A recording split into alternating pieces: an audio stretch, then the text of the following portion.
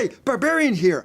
Are you a game master looking for an amazing game world rich in lore and strange new creatures to run your D&D or Pathfinder 2 game in? Well, look no further than the world of Battlezoo, Indigo Isles. The world of Battlezoo, Indigo Isles contains everything you need to set sail for adventure.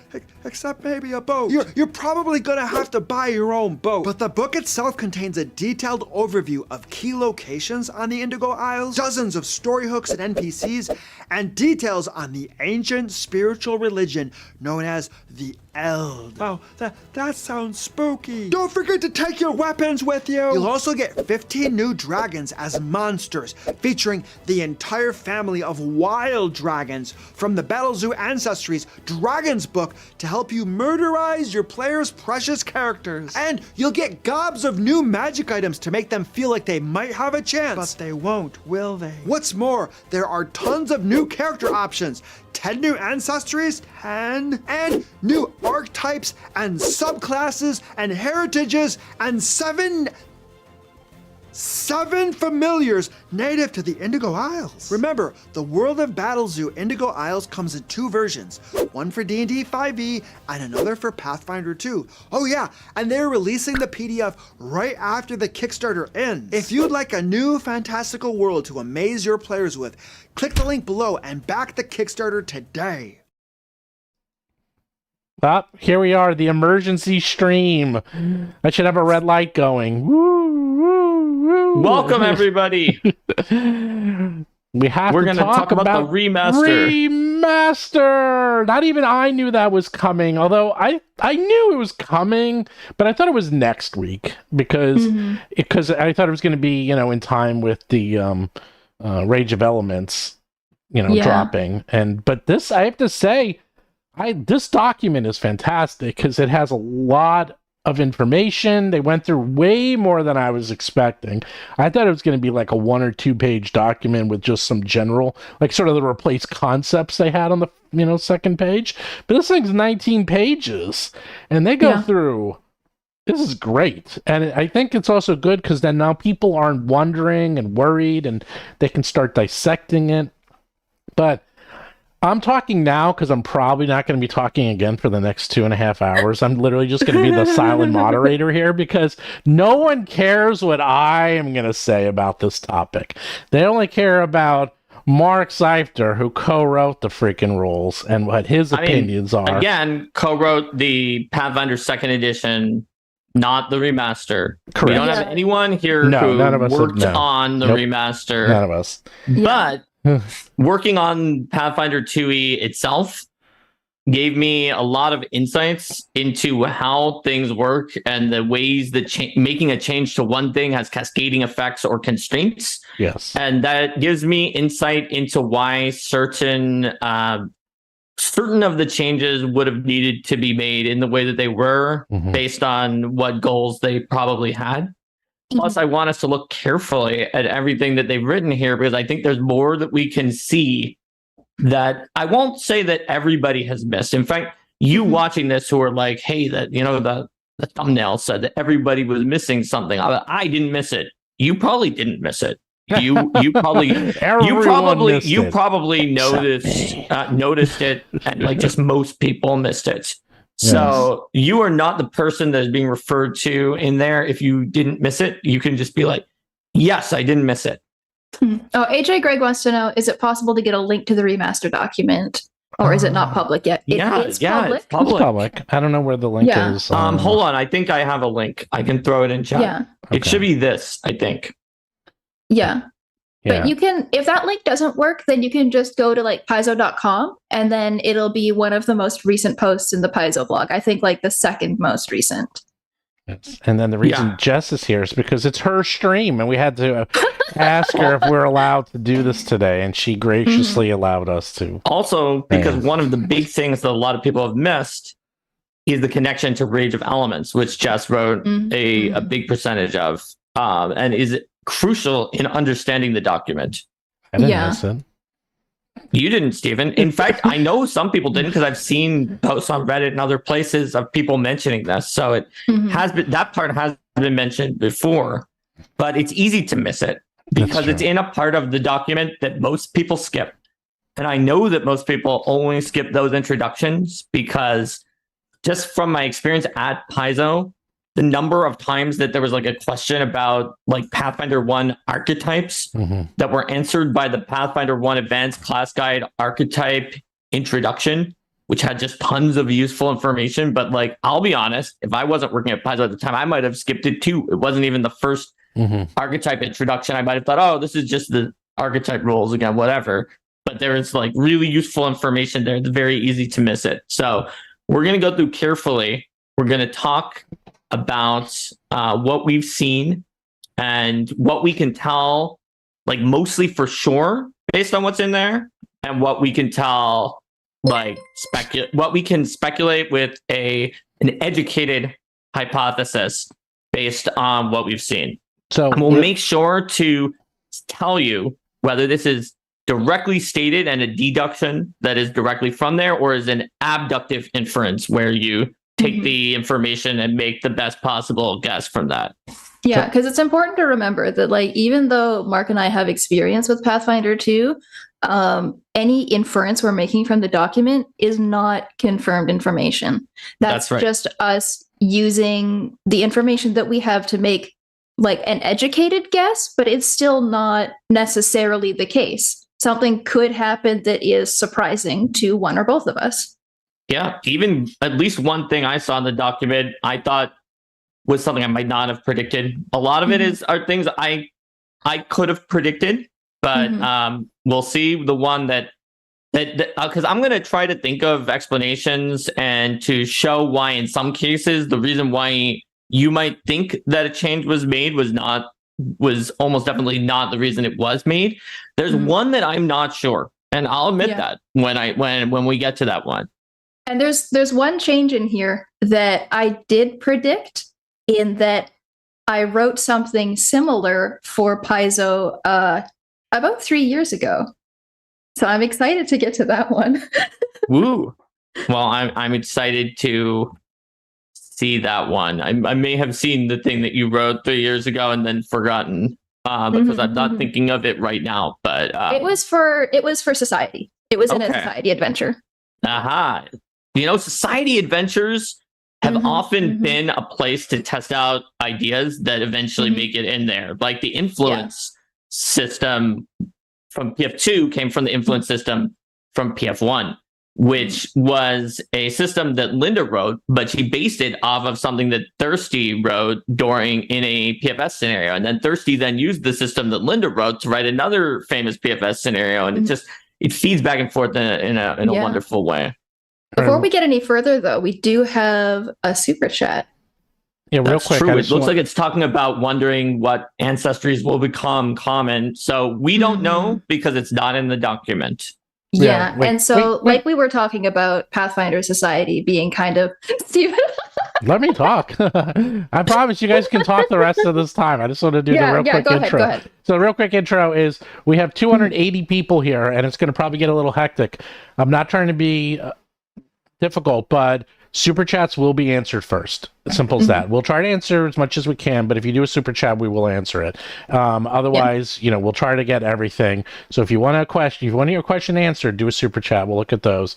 We're probably going to go 2 hours. I actually have to go at 5, so I can't go any longer than that. So we'll see how long we can go for.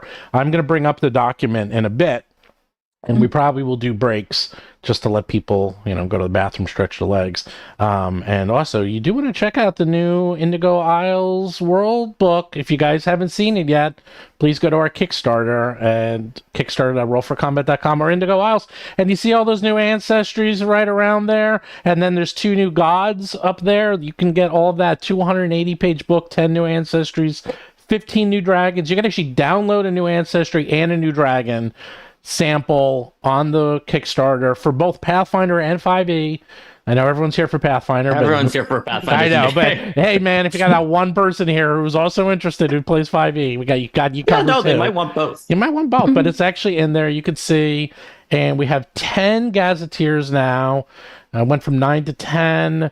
We have a lot. It's a gigantic book. It's like 2 Lost Omen books combined. So if you like the Lost Omen Or books, it's you're gonna like close this. to being as long as the really ginormous Lost Omens ones. Yeah. Which there's like 2 of 3. It's Three. big. I always forget It's big. Absalom because of its very special nature. And it's coming out in September. Oh, and you can also make islands and contribute to it and work with Mark. So if you like Mark, you can work with him. How about that? Even if you don't like me, you can still work with me. Him, even if you hate him. So be like, I'm going to force Mark Seifter to work with me. Yes. On this very disagreeable island idea that I have. Man, I'm going to make Mark write my grimdark island. Yeah, oh so man, I don't like stuff that's too grimdark. You knew, island. Jess. That's the island. We better make sure Jess doesn't get an island. Steven. It's the island. Jess can have an island. That will be the island of Misfit Toys. That's the grimdark island. As soon as you show up, you end up looking like Jess. You have like dark makeup on. Your hair gets all like green and purple, and you see, you end up you get all emoji, all emo. You're like, ooh. But yeah, Captain. So there are all these new ancestries. Look, this is what I'm going to say to answer this question realistically. They're going to be focusing on getting this out, getting the remaster out, getting Player Core 2 out, getting the new monster book out, and then they will probably look into Pathfinder Society, I would expect, next year and start integrating all that stuff. I'm sure they're going to start right away because they have to, but then they'll look into adding more things because there's a lot more new ancestries coming out that those have been announced. So yeah, I mean, we'll see. I feel like we don't know what timing that they're going to make. I have no idea what the timing is. I'm just going to say this now. If anyone super chats about something and the answer to the question is it's not in the document and we don't know. Yeah. We're going to acknowledge your super chat, but we're going to have to tell you we don't know and move on.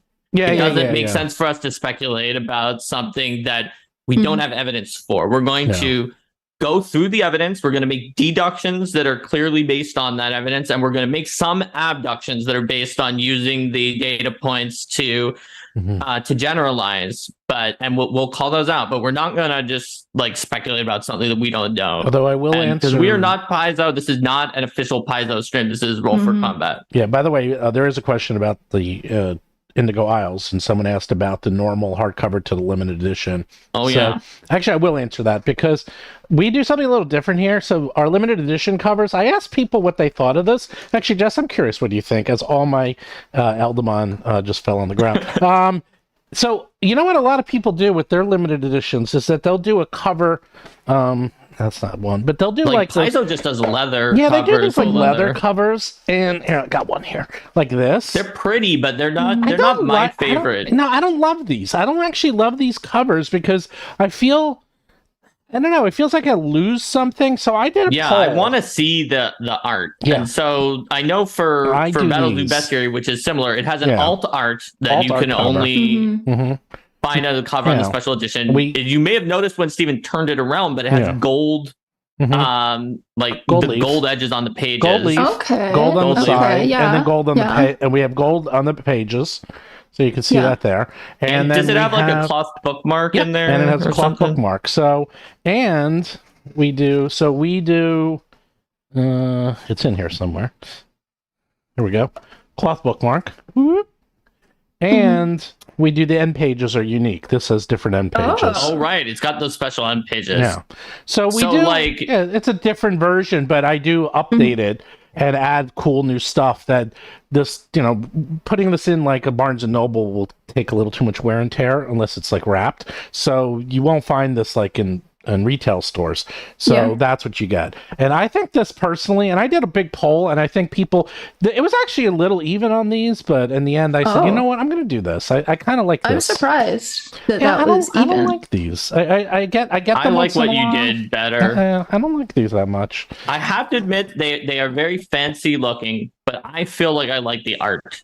And I feel sad every time I don't get the Wayne Reynolds picture for the Paizo one, and it's just like an inset because I have the leather cover. I also do kind of what they do is I don't even put I dedicate it all to art. I literally just have the name of what the system is, and that's it. And on the sides, and it's wraparound. Actually, for this, it's No, that's actually the art for the regular one. And then, so that's it. So I just tried to make it a really cool, like a cooler art book. So that's the limited edition. It's only available in the Kickstarter. So because I'm not going to print whatever we get is what I'm printing. So that makes sense. There you go. So let's take a look at the core preview, shall we? Yes, let's take a look at the introduction. All right, the very first page, I agree. the one that most people skipped. I already skipped it because I went to the second page, but now see, Steven skipped it. You're fulfilling the prophecy. You're most skipping the thing that most people have missed, and therefore it has things that a lot of people like. Understandably, if you skipped it, no shade. It's understandable to skip it to get excited, go to the details. But I think there's a lot that we can learn from here that I've seen some people talking about some of these, but not a lot of people talking about a lot of these. So it says that it's a preview for the remaster books, and it has bits and pieces of the player core, GM core, and monster core. Then, very importantly, it says Rage of Elements. Though it includes some other previews, the main purpose of this document is to give you everything you need to use the spells, items, and creatures from Rage of Elements. And it has an exclamation mark after that, which like they don't tend to use a huge amount in some of these documents. You'll see the spells and items mentioned in that book, information on the divine sanctification rules, reference in the deity entries, and so on. So this is crucial. This is crucial because anytime you're thinking like, was Paizo playing like 10-dimensional Star Trek chess with all the different things when they decided we're going to show Ignite because that's the exact cantrip that will tell you everything that there is to know about cantrips? Well, I mean, they've stated here, they showed Ignite because in Rage of Elements somewhere, there was like a genie or something that had Ignite as one of its spells. So you can't run it without knowing what that spell does. Yeah. And that's why it's in there, not because they had like a 12-hour marathon planning session where they like made spreadsheets of every possible thing and then they were like, well, Ignite makes it to the top of that pile. Yeah, this is a preview of what we're going to see in the Remaster Core book, but it is also a document that exists for the purpose of making Rage of Elements usable for the remainder of the year until the Remaster book's release. So anytime you're looking at something in this book and wondering, why was this one chosen? Why this spell? Why this creature? The answer is most likely that that spell or creature or what have you is referenced in Rage of Elements. Absolutely. And so then there's a very, very solid sort of common sense social contract based description of how you might handle doing some of these changes early in your game. That's great. I don't think we need to do too much of a deep dive in that. And then it's signed by Jason Ballman, Logan Bonner, Michael Sayer, James Case, and Joshua Birdsong, who I think is Improfit, who's known for doing some homebrew stuff, who, as far as I know, I hadn't seen an announcement that that they filled that designer position, but it's certainly on here down there at the bottom in the signatures. So it looks like there is a new designer on the team, which is very cool. That's something that I hadn't been talking about. That made me want to look at the authors list. And I also saw that in addition to the rules and lore team, plus the authors of Pathfinder 2e original book, because a lot of the text is the same, it looks like Dustin and Jenny from the Starfinder team are credited as authors of this. So, plus the artists include Firat Solhan, who Stephen and I definitely know for sure from the Dragon book. So I was very interested in some of the information we found in the list of names, which is something that I don't think most people were looking at, but I was, because I don't know, it seems interesting to me. Most of the artists are actually, we all use the same artists, so it's all very similar art list of artists. So I've gone to the second page. So I actually have now we're where Stephen wanted to start, which is the second page, which is where probably most people started really, really digging into this. So it talks about rules changes, including concepts that were replaced, and then has a great list of terminology that I think is very well laid out to show what is the old name, what is the new name, and what is the explanation. Mm-hmm. So the old name, the new name, and the explanation are here on that page. So we see ability modifiers are now called attribute modifiers, and ability scores have been removed. So that's great. Things are working. I mean, they said this in advance. We knew this was coming. It's working like in the beginner box, and in a way that was the kind of the way that some of the designers were thinking could make it easier to understand the game to begin with. But like many of these changes, certain things were kept the same specifically to keep the legacy and the feel of OGL in the game. So it didn't feel like too big of a departure. So it's very much not a surprise. And people know this because we talked about it in streams and appearances during the playtest with fans when fans asked about it, because fans also, some fans wanted the modifier instead of the scores. Like, why are we keeping the score? And so we were pretty open with a lot of us liked modifiers, but that the score was really something that helped make it feel connected to the OGL stuff. So these were all things that I think everyone who listened to all of those during the playtest might have been able to guess would be shifted the moment that there was going to be a remaster and OGL was removed. There's some things on here that were not as easily guessable. Yeah. And let's see. So next after that, we can see on the list, there's lots of small ones like the Abyss becoming the Outer Rifts, which is also one of its sub names, as we mentioned in our previous stream. Aquan becoming Thalassic. That's a great name. And all of those you can just see here on the list. I don't think any of those name changes is very surprising based on what we saw before. They all look like pretty useful to me. Like toolkit instead of tools is great because the word tool could be used by accident or in some other way. Focus spell component to be a locus so that it's not the same as focus spells. Outstanding. I still love rank instead of spell level, and I will continue to do so. Sustain a spell becoming a sustain, so you don't need separate sustain and activation. Just very, very smart move. And just all of these generally seem pretty good. So let's move on to a close read of the next section, which is alignment.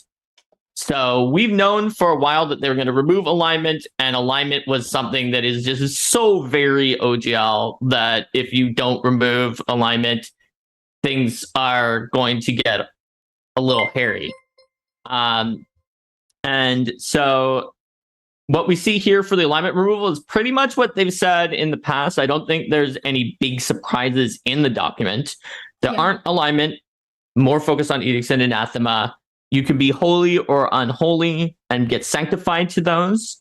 And there's a lot more details on how to handle that right now than we had before. So they give the genie kin as examples for ancestries and heritages having edicts and anathema, which is awesome. And I'm always for it. Yeah, you can look in Rage of Elements once you get it, and you'll see that the two genie kin in there, the Ardande and the Talos, both have edicts and anathemas that represent just the common values of their cultures. And so in the same way that there were people who liked to use alignment as a springboard for inspiration of having guidelines of how should I roleplay this character. The edicts and anathemas on ancestries and heritages achieve that for people who wanted that. That's right.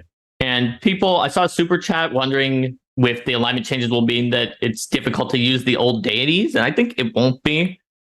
You'll have to make a decision of whether, they give an example of a good aligned deity, of whether that one must be sanctified holy or can be sanctified holy. We saw both of those when we looked through our Rage of the Elements preview, where, if I recall correctly, Lycia Nasa said can be sanctified holy, whereas Erzul said must be sanctified unholy. Yeah. I may be misremembering, but I believe that. But that's the way it was. Yeah. And so you will have to make that decision as a group for an old deity, whether it's a must be or can be. And once you've done that, I think that You're good. Yeah. You can use the Yeah, hero all thing of with this. any god that appeared in Pathfinder 2 prior to Remaster will have edicts and anathemas for you ready to go. So the only thing that you really have to decide is going to be whether clerics of this god have the option to sanctify or if they must sanctify. Right. And must choose or can choose is the way they're saying it. Yeah. Or some might just not have the option to sanctify at all. Like if it's a true neutral god that only allows neutral followers in like previous to Remaster, if they only allowed neutral clerics, then it's possible that in Remaster they won't allow you to sanctify and still be a cleric of them. Yeah, and Right. also, I mean, there was another question of which gods are going to be in the remaster. I believe they're going to slowly get through all of them. If they don't, they will probably start with the top gods, the most popular ones, the ones that are like in the core rule book. But there's a lot of extra gods that were introduced in Gods and Magic and stuff. So, either through, I'm not sure how they're going to handle it, to be honest. But this is, keep in mind, these outlines, and they said in the beginning that this is general outlines and they're not going into specifics. These are broad strokes. This is a 19-page document that is going to be replaced by a 400-page rule book. So keep in mind that this is very broad strokes. And this is from multiple different rule books. Right. It's got little bits and pieces. So really it's like 900-page rule books. So like this is incredibly broad strokes. So if you're asking like, is the red dragon still going to have their breath wet? I'm like, no, I have no idea. Like that's way too specific. For these type of So there questions. are a few things we can see from a close reading of this section that could give us some clues. So one thing is the statement, we may issue errata for other major character options that rely on alignment, but it's unlikely that every single base will be covered. So why is that something that we should pay attention to? Well, I put a Reddit post asking people for what questions they wanted to have answered.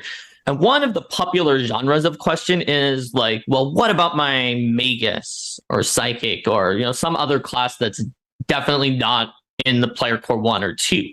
And we don't know for sure, but the fact that they listed in here that if there's something that was heavily affected with alignment, they may issue erratas, suggests to me that that is a policy that they're planning on using when certain rules have some issues with the remaster, so they might issue errata for other rules as well.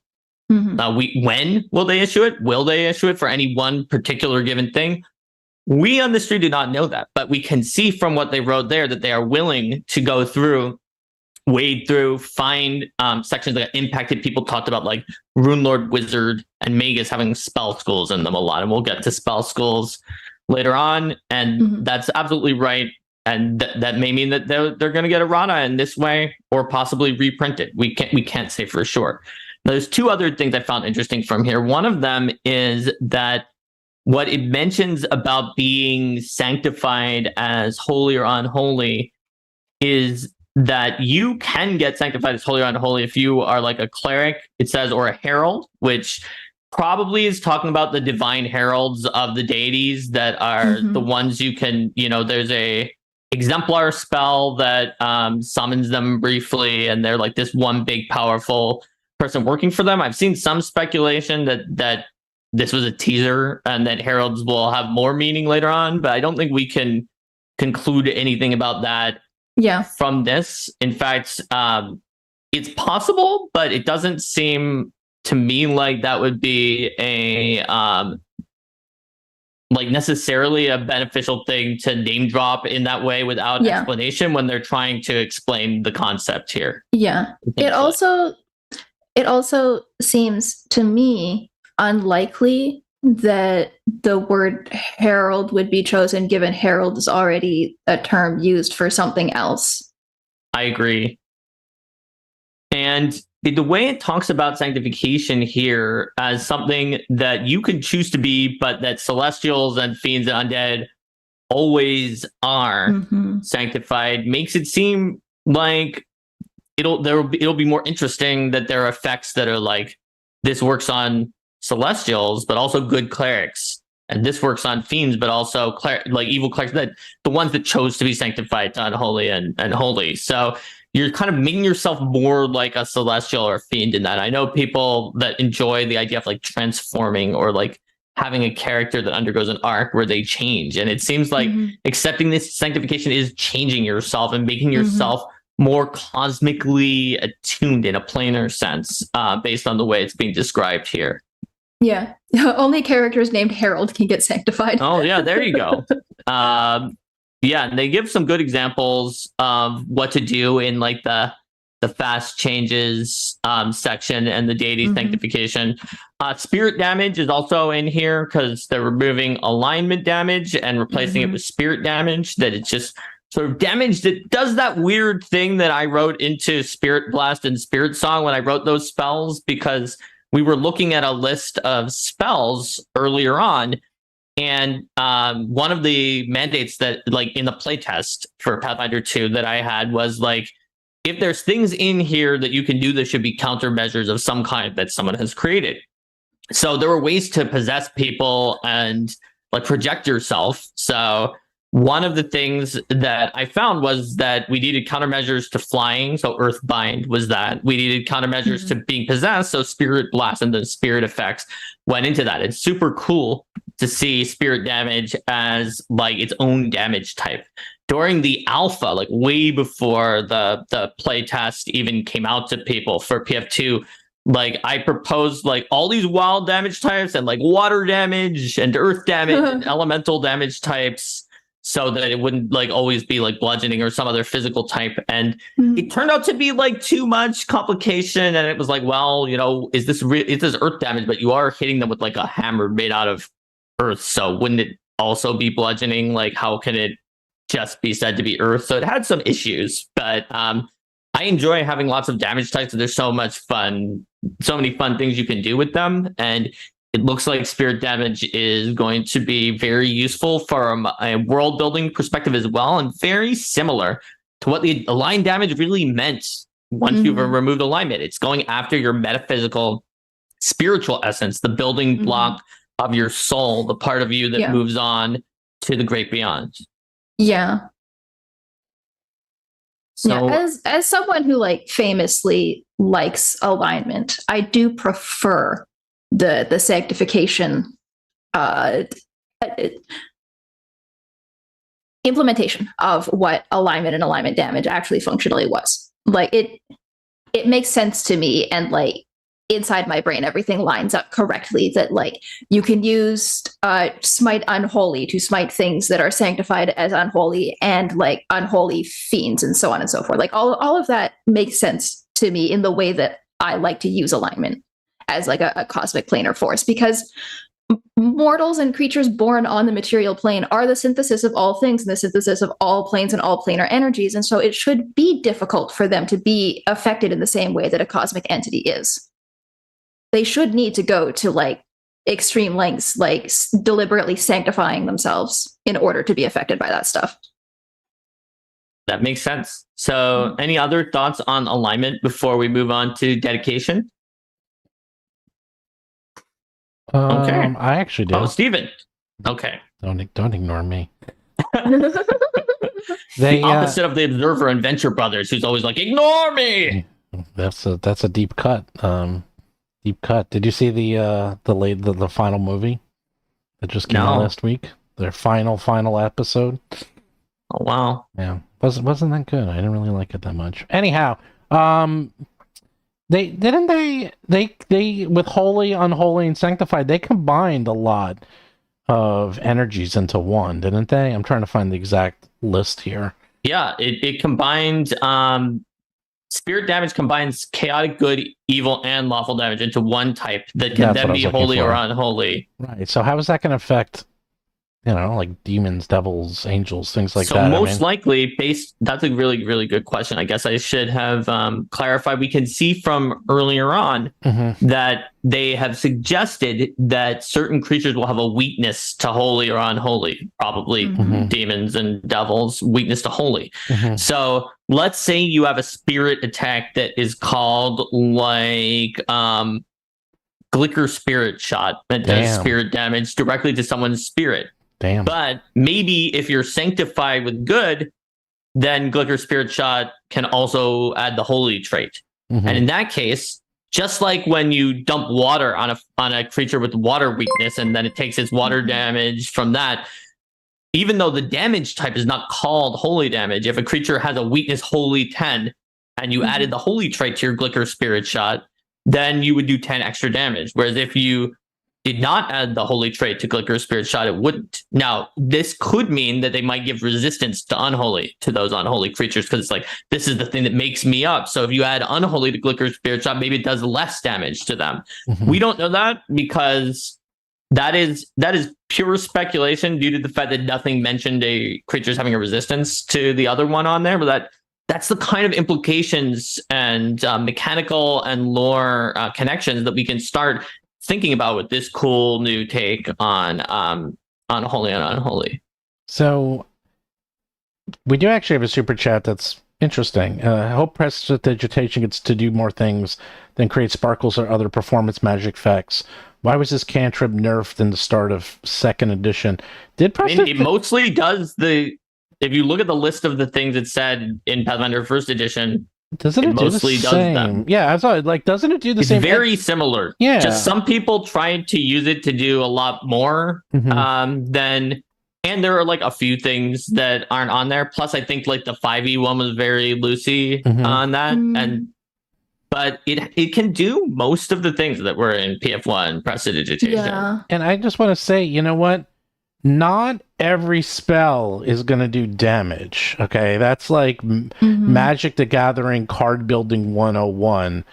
One of the best talks I ever went to was with Richard Garfield, who, you know, the guy who created Magic, and when they did a deck, an expansion called what is it, Lost Empires, and they made all the cards okay, and it was atrocious.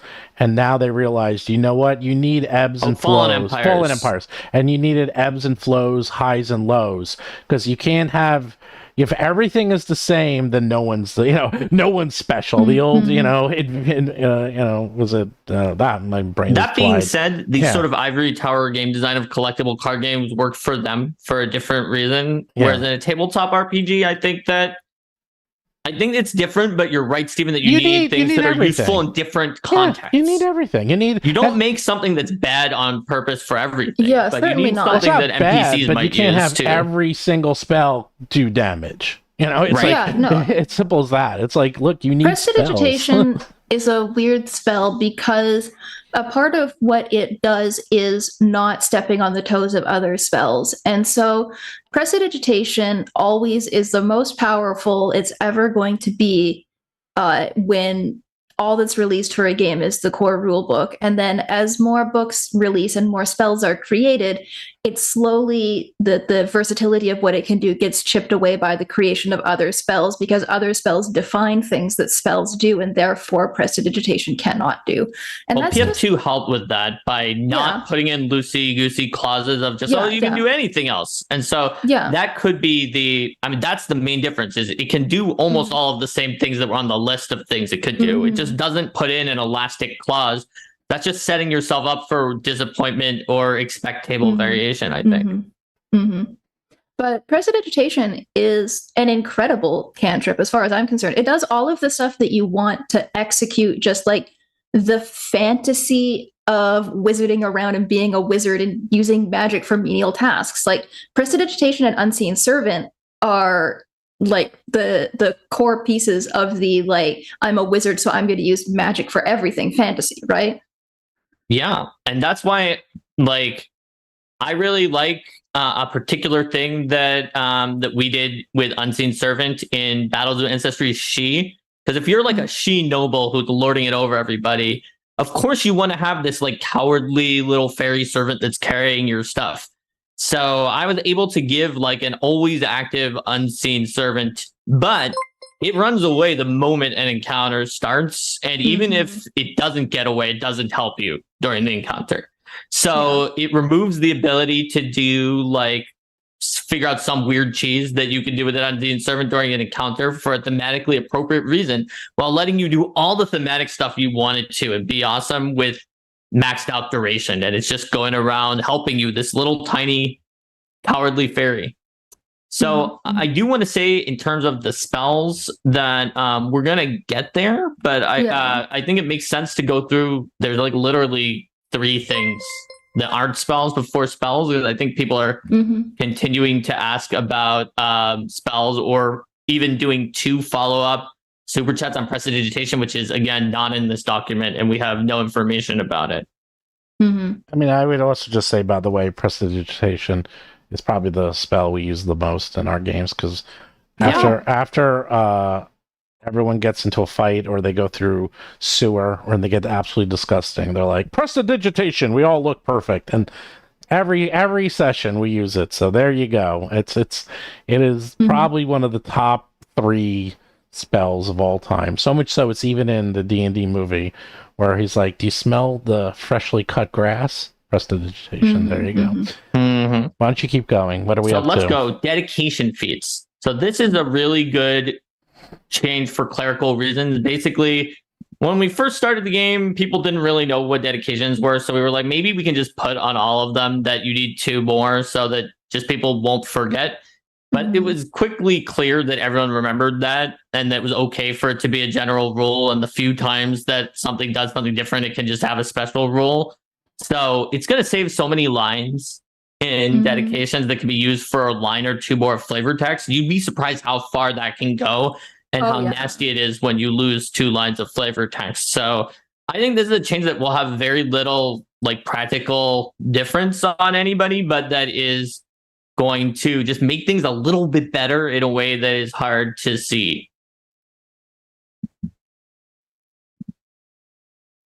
So that's that. I don't think there's a big thing to say there. For Druid, we already knew that the metal armor thing was getting removed, which is a huzzah. That was definitely an OGL sort of sacred cow that, like, I guess I've seen 1 book series that has Druids not wearing metal that's like entirely about that, and then D&D, and then nothing else anywhere ever that like has that restriction. So it seemed pretty clear to me that was going to get... Well, actually, I guess I wasn't sure, because I knew the Metal Druid had been previewed for Rage of the Elements, and I didn't know what was going to happen with that. But really, I think that's a great decision. Did you just give us a huzzah? Yeah, huzzah. Okay. Why not? Okay, huzzah, boy. Yep. So, what's wrong with huzzah, Steven? Nothing. Is there something against huzzah? No. Do you like hooray better? I just excellent use of the word huzzah. Okay. To quote Riker. Okay. That's fair enough. The next one is sustain and dismiss, which now is just sustain instead of sustain a spell, and sustain an activation, and dismiss is a specialty basic action. That's great. It's a good place to put it. It won't get lost in the spells intro. And so let me ask you. Okay. School removal. What does that actually mean exactly? It's like I hear it a lot, and even I'm a little fuzzy on, like, there's obviously still illusion, but now they're saying... So that's like kind of the first thing in the spell changes, other than what rank, is that, which we already went over. I know, but what does that affect directly, like immediately? Like now that Let's look necromancy and divination and conjuration's all gone. Like what?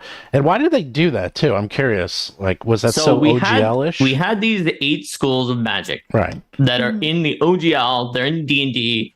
Nobody else divides magic in exactly those 8 ways anywhere. And especially not with those exact names, but even just in that way of dividing things.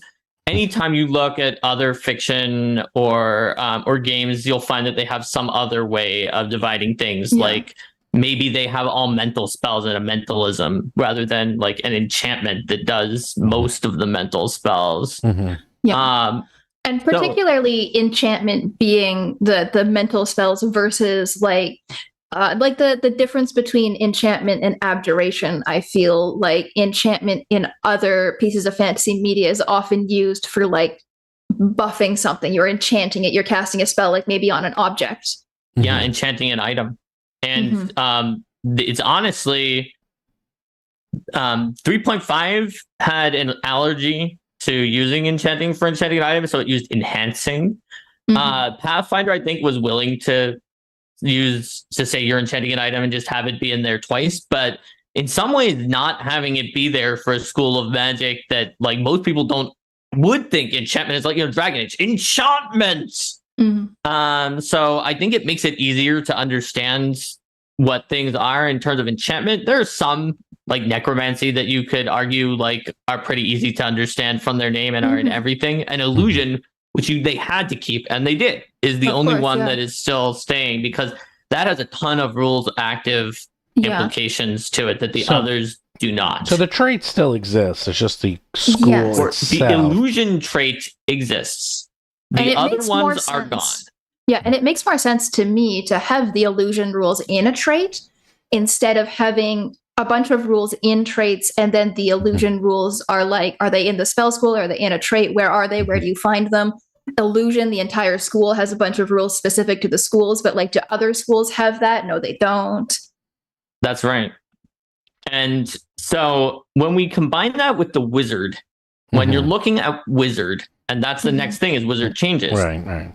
One of the issues with the wizard and the arcane spell list in general is that the wizard, as it was seen specifically in Dungeons and Dragons, does a very good job at blocking a large number of very interesting class concepts and options out of the game by virtue of being hugely demanding that the wizard must be able to be the expert in everything.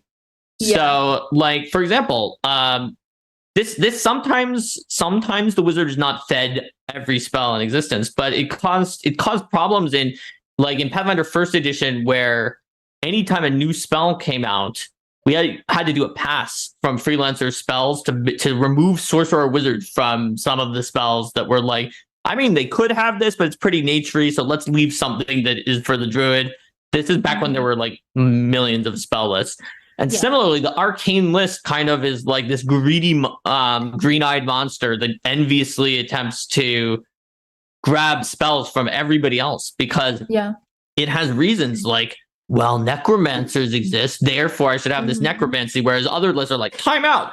There's like a life vital essence that is what makes up primal, and it makes up primal and divine magic. It's not in arcane magic. Arcane, why are you demanding it? And it's like, well, necromancers are one of our things, so we should have all the necromancy. And then you get the same thing for every school.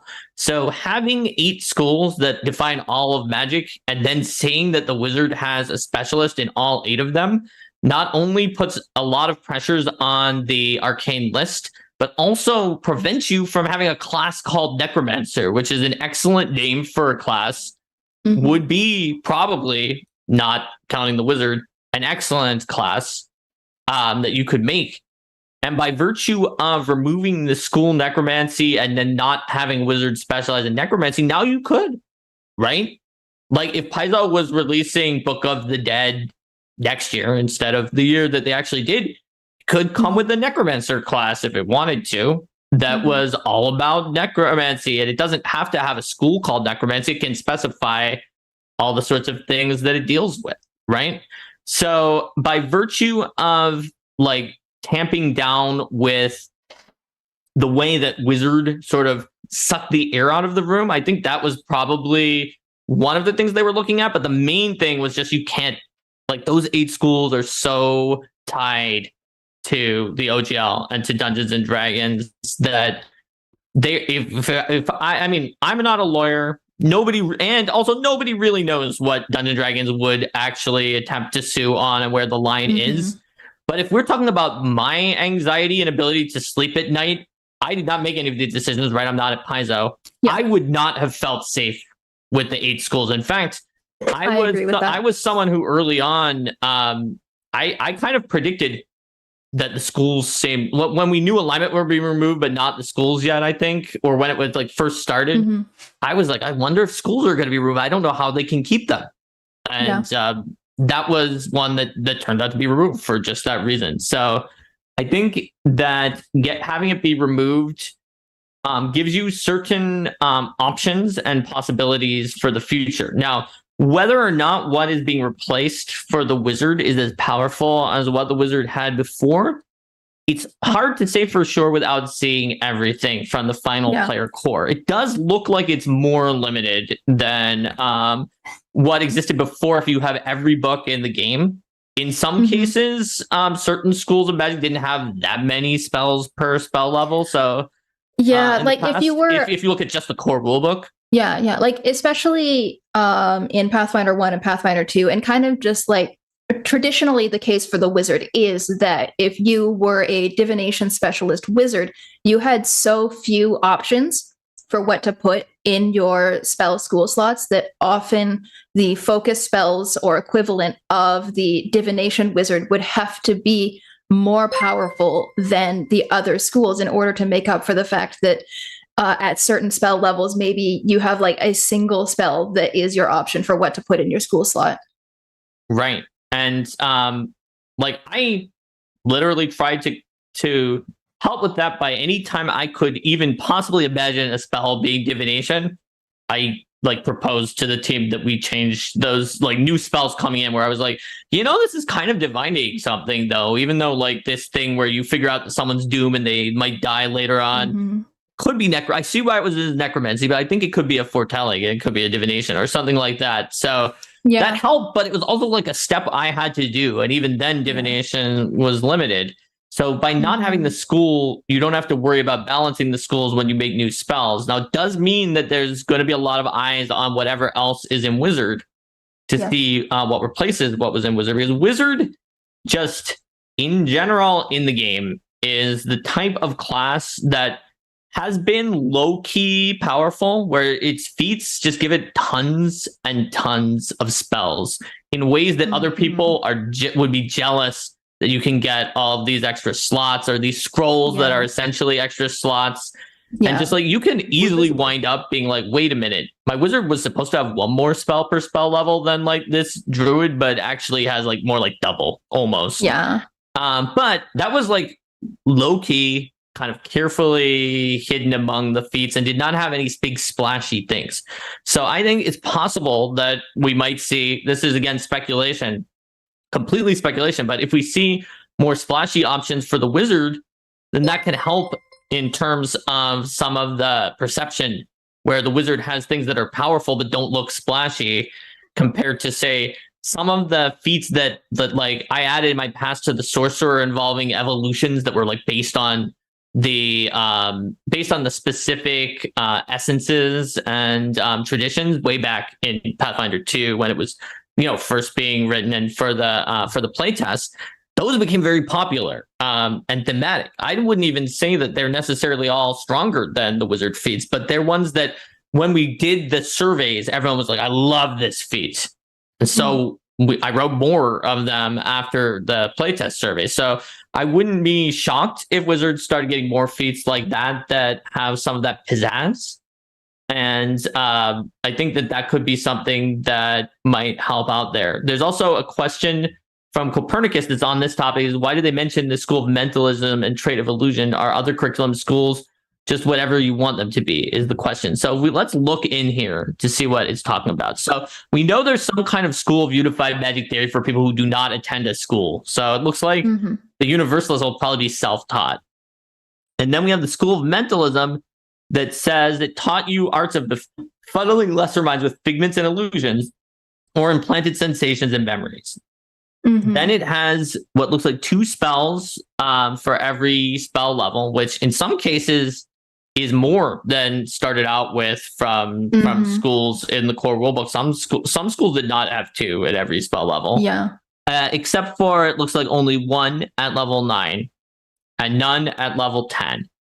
And then it's got its school spells. And somebody asked in the Reddit, like, why does it have 2 school spells and not 3? And they said that like everybody else has 3. And I think just some classes have 2 and some classes have 3. And it probably would have like, if they're already redesigning these schools, so it probably would have required more redesign and more additional page counts to put it to 3. And that's like, it was a relevant question that I said I'll try to answer the ones from the Reddit. So now that we're talking about it, I'll put it in here. I don't know if I answered the question about why do they mention the school of mentalism and trade of illusion. Are they just what you want them to be? I think maybe the question is trying to ask, like, did they give one example and then just tell you to make up all the other ones? I doubt it. I think that this is pretty clear that it's a preview and there will be more.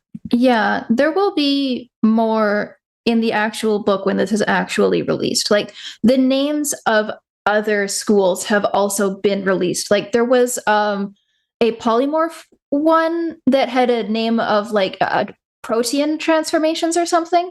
It had some kind of protein name. And so that was the one for polymorphing and like changing maybe your shape or maybe the shapes of other things or maybe both.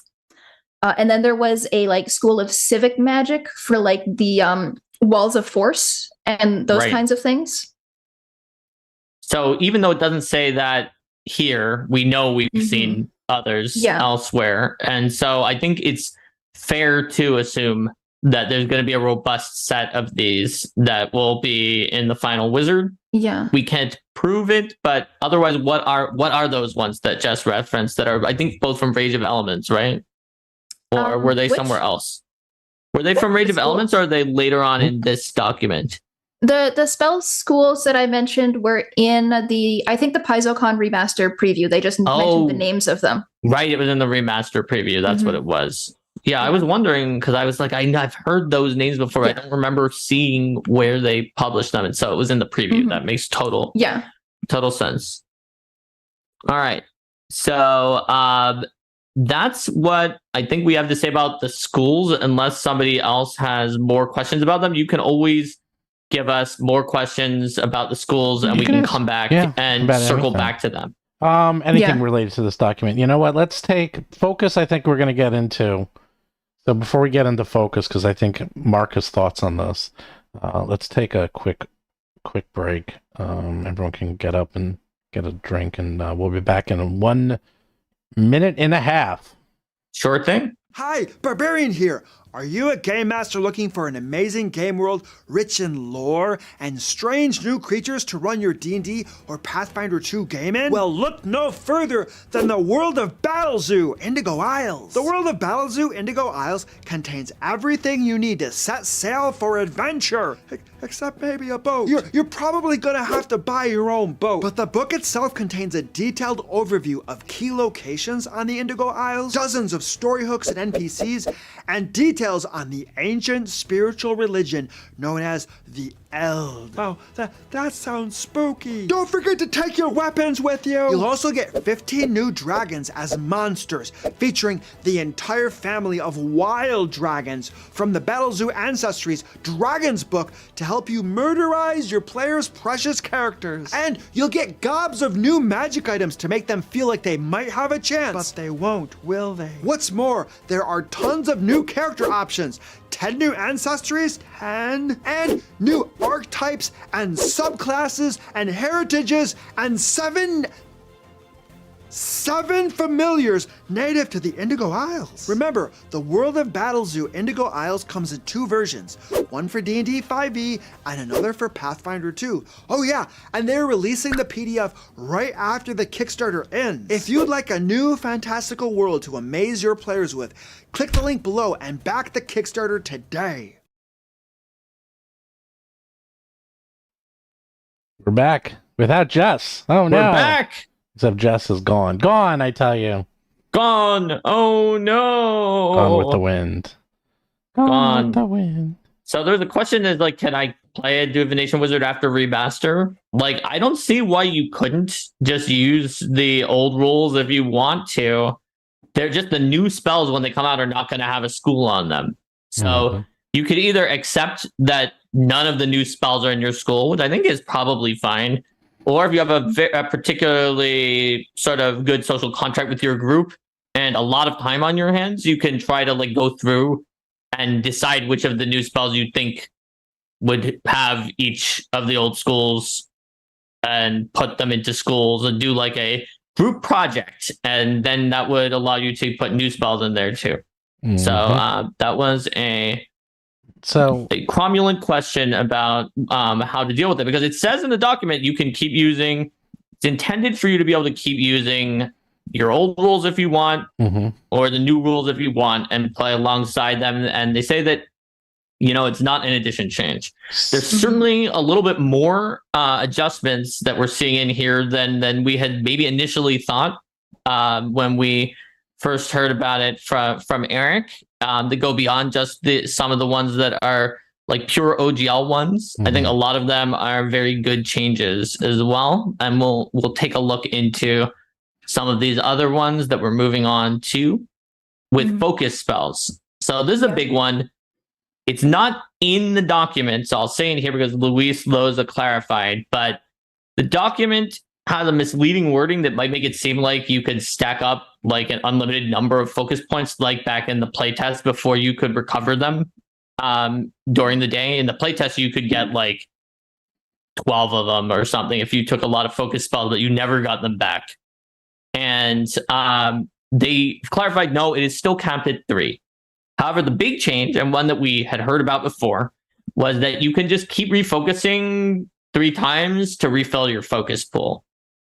And so the 18th level feats have been removed, and the 12th level feat lets you refocus 1 time to refill your focus pool instead of doing it 3 times, which theoretically does save you some time outside of combat, but for like a 12th level feat is not nearly as paradigm shifting as getting 2 focus spells per combat, or 3 for the 18th level feat. Like that 18th level feat was powerful and easily birthed an 18th level feat, and now all spellcasters have it automatically if they get multiple focus spells.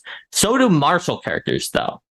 In fact, it's likely, especially in free archetype games where you get enough extra feats that it's not going to get in your way to get rid of your must-have feats from your class, that this will inspire a meta where pretty much every character is heavily encouraged to get 3 focus points as soon as they can.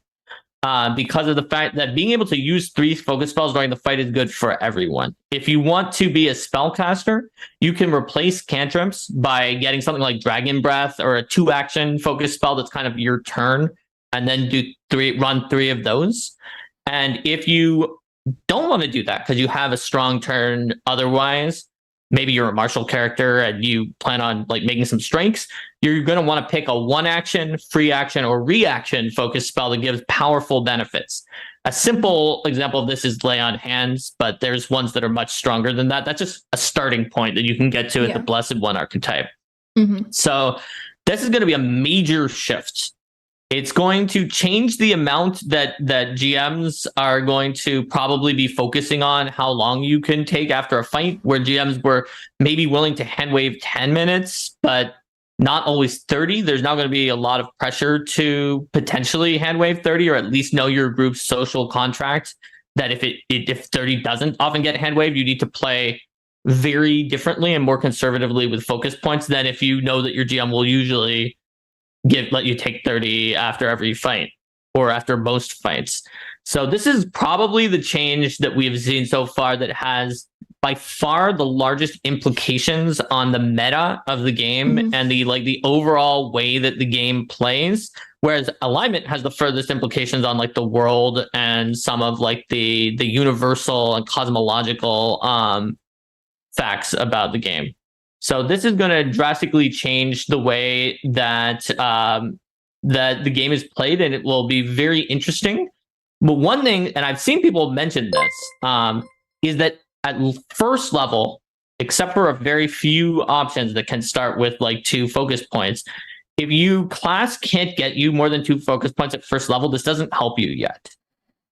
It's by second level, especially in a free archetype game, where pretty much anyone could have 2 or 3 focus points by then. And certainly 4th level at the latest in free archetype, you're going to have the full pull. You're going to have all the power of the 18th level feat from the original, and you're going to see major changes in what you're able to accomplish each battle. Specifically, it's going to make low threat encounters, if you're sure you can rest for 30 minutes, probably run more like trivial encounters, because low threat encounters were never assuming people would throw out that much stuff at them because they were already low, so they might like require different kinds of resources, but you can probably get through them just with your focus spells and not use more daily resources. On the other hand, they're perfect for if there's a time pressure and you can't rest for 30 minutes every time, that's where low threat are going to shine with these adjustments. So it's important to think about this when we look at the next changes too. Just so that we don't, just so we're not misunderstood. There is someone in chat wondering, they say, wait, so I think I'm misunderstanding, but does he mean marshals will be getting focus abilities as well? No. Or is he referring to archetypes? Archetypes, or if they already had them like Monk. 100%. Yeah. 100%. It is so powerful that you're going to have a very strong excuse not to get one that is good, that fits for your action economy. But some classes have a strong excuse. Some class, if you're not playing free archetype and your class has certain class feats that are just paradigm shifts for you that you need to envision your character, you might not do it. Yeah. But it would be difficult to, in my opinion, it would be difficult to justify taking an archetype to gain focus points without free archetype as a kineticist, because kineticist is so feat hungry because all of your impulses are feats for you. Yeah, I was thinking kineticist too, Jess. We talked about this in the Rage of Elements preview. One of the premier classes. I still think there might be a way to fit it in and get some advantages. However, it's also much harder because the kineticist has so much action economy just pouring out of it with so many options and toggles and knobs just within the class that it's harder to find the focus spell that's right for you. For a kineticist, in addition to everything that you said. But like most any other class, I could see that being very, very useful for you. Even like fighter, not always a magical class, but like fighter with land hands, that's just my baseline. There are better things to do than that. It's just, that's really going to help your survivability and let you help your allies in a pinch with +2 AC while healing them up. So yeah, that was very important. Thanks for answering that question for them, Jess. So we want to contextualize this when we're looking into the other changes as well, because like ultimately being able to be like Dragon Breath, Dragon Breath, Dragon Breath, and on the fourth round while we're mopping up a cantrip is very different than Dragon Breath, cantrip, cantrip, cantrip for a like I don't have spots to spare situation for your spellcaster. It's remarkably stronger. Even if it was Dragon Breath, Dragon Breath, Dragon Breath, and then I sit on my chair and just skip my turn on the fourth turn, that's still better than Dragon Breath, cantrip, cantrip, cantrip. It's important to note that that doesn't apply at first level, though. For most characters, anyway, you're not going to have 2 focus points at first level. Maybe there are a few. We don't know how Storm Druids will turn out, but if they look like they do now, or if you use the Pathfinder 2 core rulebook Storm Druid, it does start with 2. So that's not 3 yet, but it's still a significant advantage. So we'll want to look into how this affects first level as well as later levels when we start looking into the next changes. So the format has changed slightly in the spells. They're no longer spell components, just the traits of Concentrate and Manipulate will handle it, so it's not nested. I think that's pretty useful while getting rid of these verbal somatic material that is very OGL heavy. Then it also gets rid of the cast entry if it takes more than 3 actions to cast, and the saving throw line becomes defenses because if it targets AC, it can tell you that there. That's awesome. I love the defenses line. It's incredible. Great. That's exactly what I would be hoping to see. Yeah. So there's then some spells in here, and if we look carefully at them, we can see that there are some changes. Like Augury, I think did not get very much of a change at all, but mostly the references of Wheel and Woe, which have been a D&D mainstay, I think have been changed to good or bad or mixed instead of Wheel Woe and Wheel and Woe, because that was like a very stilted but OGL wording that had cool backstory to it, but that also could be probably argued, well, nobody would have put it that way unless they were taking it from OGL. So I totally see where that change came from. Blazing Bolt is very similar to the Scorching Ray spell that I wrote for Secrets of Magic. There might be a difference, but I missed it. Breathe Fire is more or less is more or less Burning Hands, but without like the sort of Burning Hands OGL name. Some of these OGL names were already changed out. Like when we were going through the spells the first time, I changed Hold Person to Paralyze because I felt that nobody would understand what Hold Person was unless they came from OGL. Whereas Burning Hands, I think you know what Burning Hands is, sort of. Like you could at least tell that hands are burning. Yeah. And Hold Person also has so much baggage of like the distinction between Hold Person and like Hold Monster. Yes, it could have been Hold, but first of all, that would be like, am I holding something? Yeah. And second of all, it's just like, no, it paralyzes you, so it can be called Paralyze. Yeah. So we made some of these changes in advance, which helps. But ones we kept in Pathfinder 2, like Burning Hands, here in the remaster, they needed to change it to Breathe Fire. That makes total sense. Yeah. So Cleanse Cuisine, compared to Purify Food and Drink, just a very, very cool name, A+ name. Yeah, I like it. Detect Magic got a change because schools have been removed. Now we can figure out our ranks of the spells. And so obviously with schools being removed, like it kind of needed to change to figure out what it's going to do. So Entangling Flora is basically, it has the words entangle in it. So as you might guess, it's probably entangle. However, it has a very easy to miss but large change to it that might make mean that other spells that put out very, very annoying areas have changed, or that it's just better than other comparator spells, which is that previously it had many more squares at a very good range compared to other spells like Web that created those kinds of areas. But in exchange, it only worked in squares that contained plants and fungi.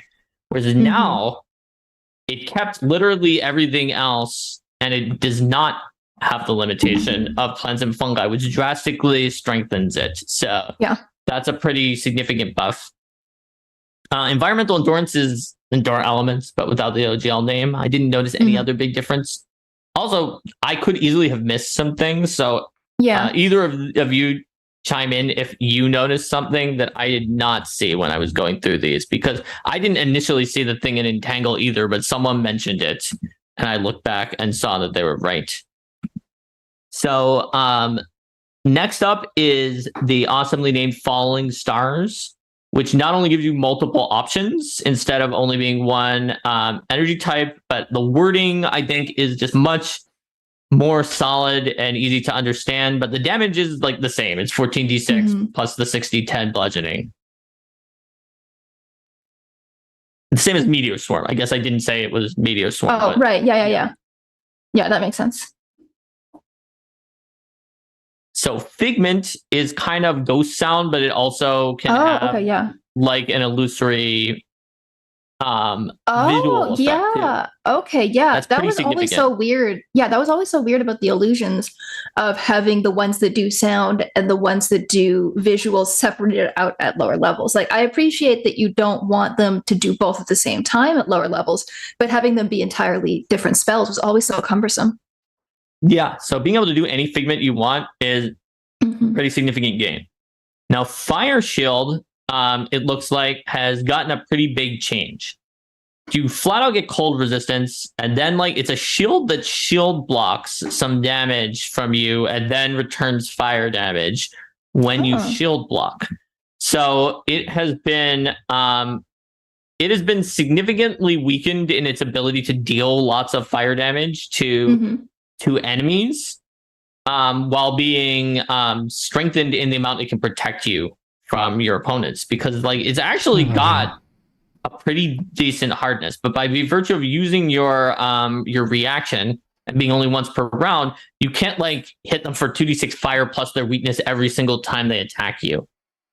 So I think it's a very interesting up and down design decision there. It also makes it easier to deal with the questions where Fire Shield and all those other ones tried to make it clear they have to touch you. It's not when you touch them, but there are always some people who tried to cheese it out and be like, well, I'm touching them, so that means they're touching me. That means all of my attacks deal this much extra damage as well. And if I move through their square, it should deal it because I touched them.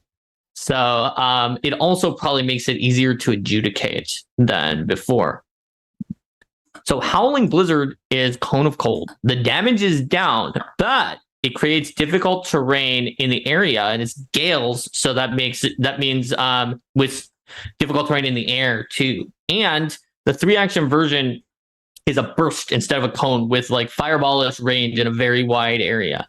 It loses quite a bit of damage, but I think that definitely it can be worth it because of that difficult terrain is big.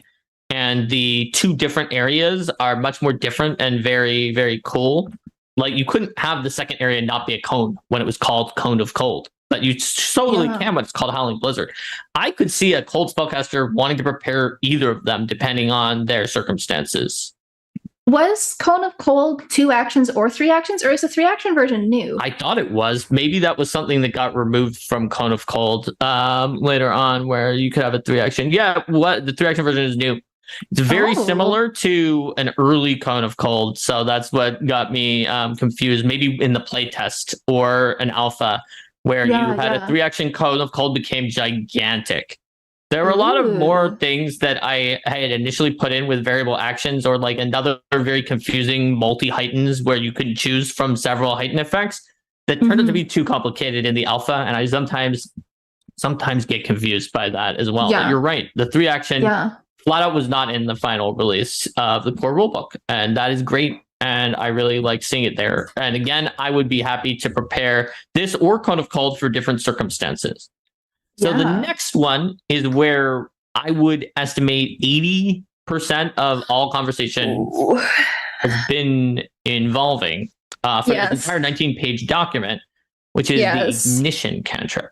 So this is basically Produce Flame, except it does D6s at melee, which is what like sort of the special psychic Produce Flame used to do, and it doesn't add your ability modifier. There's been a lot of discussion, and the discussion has generally started with like, why does Paizo want to decrease the damage of cantrips? Like that's generally the presumption. It sort of is begging the question that Paizo does want to decrease the damage of cantrips in the same way as the normal thing that is like why do you beat your friends? And like you're begging the question that they did it in the first place.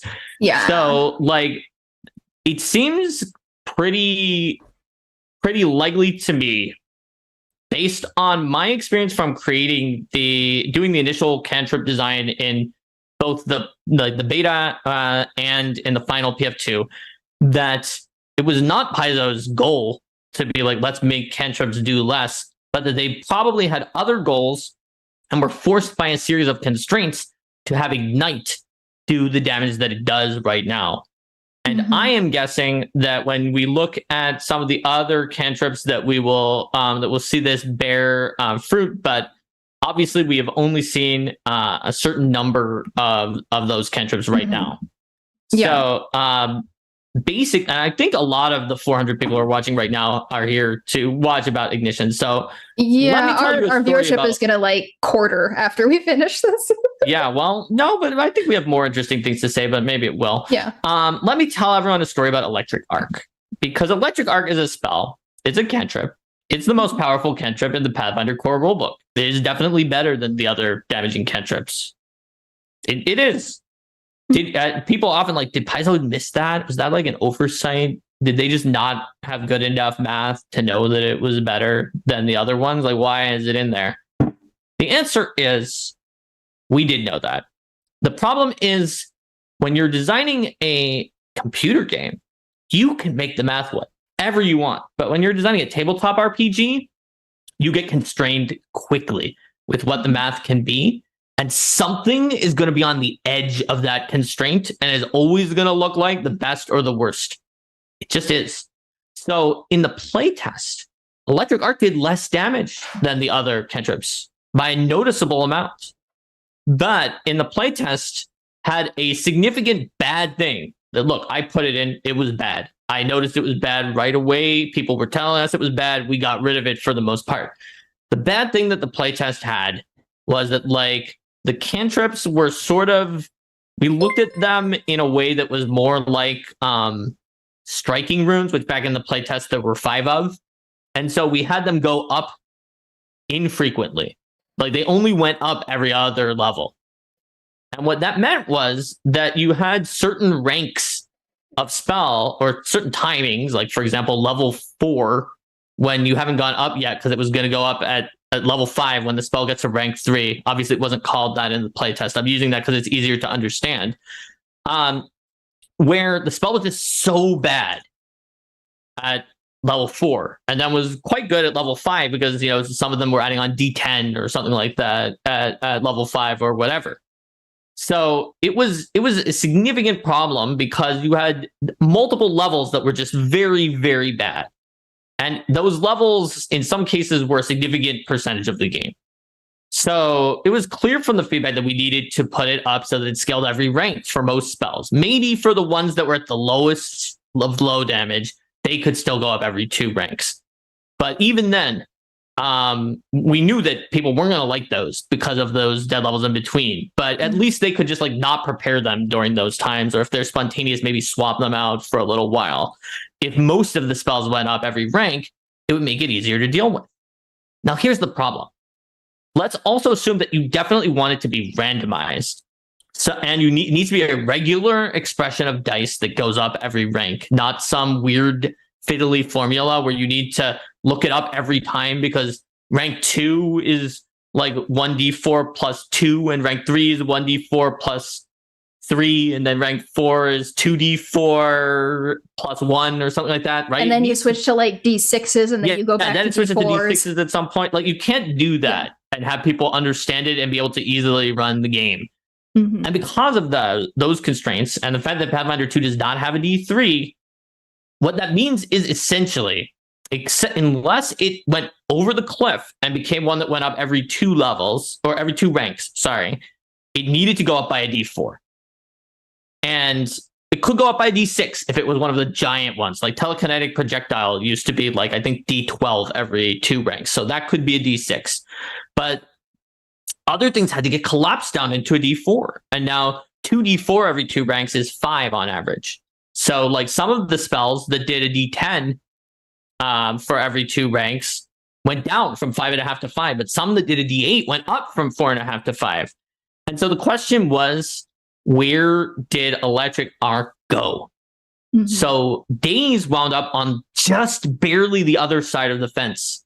Okay. And it went up every 2 ranks. And that's why people are, Days is very weak. And it's Days has its moments, and I have seen Days be the exact right spell when you want a will save on someone real bad because it's their weak save. But it is noticeably weaker than some of the other spells because it was just barely on the side of the smallest quantum you can use in a tabletop RPG, which was it didn't make it into the club of D4s. And so therefore it was weaker because it could be closer to kind of where it should be, in quotes, should be if we were doing a computer game. Whereas Electric Arc got shoved upwards by a significant amount because we talked about it and we're this is going to be the best one. It could go down, but then it's going to be pretty weak if it moves down into the every 2 levels situation, especially if you wind up against a single target. It's going to be very, very tepid. And so the overall decision was round up. And the one that rounded up became the strongest.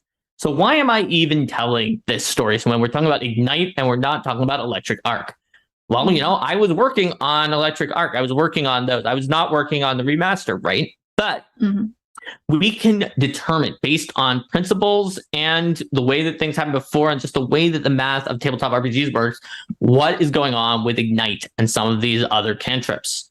And the way we can figure it out is by thinking about what is the rationale. Now, one thing that I know that design has said before is that having a few spells that add your ability modifier into the damage just out of the blue, especially when it's a type of spell like a cantrip that you learn near the beginning, can get very confusing for players. There's why did these ones add it and these don't add it? Now it matters. And my character build with my ability scores depends on which ones of these that I was using. Right. So I think there was always some desire to remove the ability scores from the spells to make them easier to use alongside other spells and to make them work more similarly in a way that's smoother for gameplay experience. And so, like, that's my bad. I put the ability scores in. Sorry. But removing them has a lot of potential beneficial effects that I think Paizo was interested in seeing. Now, do I know this for sure, for absolutely 100% certain? No, I wasn't in any of these meetings where they made this call. Yeah, But now that we're moving on from Electric Arc and talking about Ignition. Yes, now that we're moving on to speculation. Ignite, where they made the call of removing the ability modifiers, this has entered the realm of speculation, of trying to use abductive reasoning to look at our data points and work backwards from there to come up with an inference for why it happened. I think that there's a very, very strong likelihood that the goal was not like, how can we produce flame weaker? But was instead, how can we remove these ability scores to smooth things out? And then you enter a different constraint from cantrips, especially at the low ranks of spells, which is that cantrips at the low ranks of spells actually do in like a lot of damage, some of them. Like Electric Arc does 6.5 damage to 2 targets. And Fire Ray, the focus spell, does 7 damage to 1 target. Like, some of the cantrips were already as strong as focus spells, and arguably were like, if you push them up anymore, would easily be going up against slotted spells for the amount that their damage would be dealing. Slotted spells like I don't know, for example, I minimized myself, but for example, like Hydraulic Push. Definitely a good slotted spell. It does 3d6 bludgeoning damage and can knock the opponent back. It's solid. You know, it uses spell attacks. I like using saving throws sometimes if I can. But if you had a cantrip that did 3d6, then that's like as much as the slotted spell, right? So my guess, very educated guess here, is that ability scores, and we can look at like the metal spell that does 3d4 to get some evidence of this. Ability scores were removed to remove ability scores. That was the goal, not adjusting the damage. And the damage was attempted to be stabilized to where it was, probably as much as possible, without going over. Price is the right rules, closest without going over. And in some cases, it did go, potentially go over a little bit. Like that metal spell from Age of Elements is just more powerful in most cases because of its range and the 3d4 versus like maybe a d6 plus 4 for telekinetic projectile. Less reliable, but more overall effective in what it can do than ones that came before, but only by a little bit, right? Yeah. So this is what I think, and I think it is highly likely no one was trying to weaken spells and cantrips. They're trying to not make the cantrips just like actually better than slotted spells while also removing the ability scores. And the ability scores were probably what they wanted gone. And Ignition, as it's written now in this playtest document, absolutely to me reads like a cantrip that was designed knowing how the Magus works. I mean, in part because it can let you do both melee and range things and can help with your spell strike. You don't need to go into Gouging Claw. Exactly. So unlike the one in Rage of Elements that does the 3d4 and has like maybe better range, Ignition is flexible in that it is both melee and ranged, and when you choose to use it in melee, you go up to d6s. Right. And the d6 version of it does do a 0.5 point more damage than the melee version of Produce Flame at rank 1. Whereas the ranged version does 1.5 points less damage at rank 1. And obviously, as the ranks go up, the change becomes less of a percentage, even though ability modifier increases too at later levels. So it becomes less of a percentage than negative for the D4s, but the positive of the D6s gets bigger and bigger until eventually you're sitting at, I think, 38.5 for melee, and you would have been at 32 in the original, something like that. I may have that slightly off, where you're like getting close to 20% more in melee. Yeah. While obviously your range is 27.5, which is certainly less than 32. But it's sort of going in both directions. Yeah, and Produce Flame was always a spell that you could use melee or range, but the previous version of it didn't give you an upside to using it in melee in the same way that it does now. That's true. And so it does give you some incentive, or at least it gives a little bit of a silver lining if you wind up getting stuck in melee against your own wishes as well. Now, obviously, especially at rank 1, this is a significant decrease on the damage from the ranged version of Ignition compared to the ranged version of Produce Flame. And we did mention before that rank 1 is a place where you don't see the full benefits from the focus spells to as large as of a degree yet. Creative Burst says, so cantrips of 2d4 instead of 3d4 probably have something about them that if they did have 3d4, they might be as good as slotted spells, or at least Creative Burst closer to slotted spells than you might want for a slotted spell compared to a cantrip. Now, another way around it could be have been to increase slotted spells across the board at low levels, because low levels is the only place where this happens.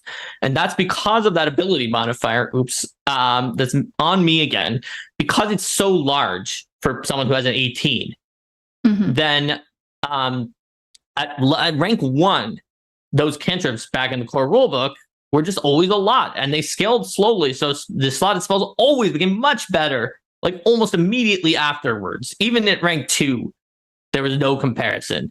But at rank 1, there were just these weird corner case issues.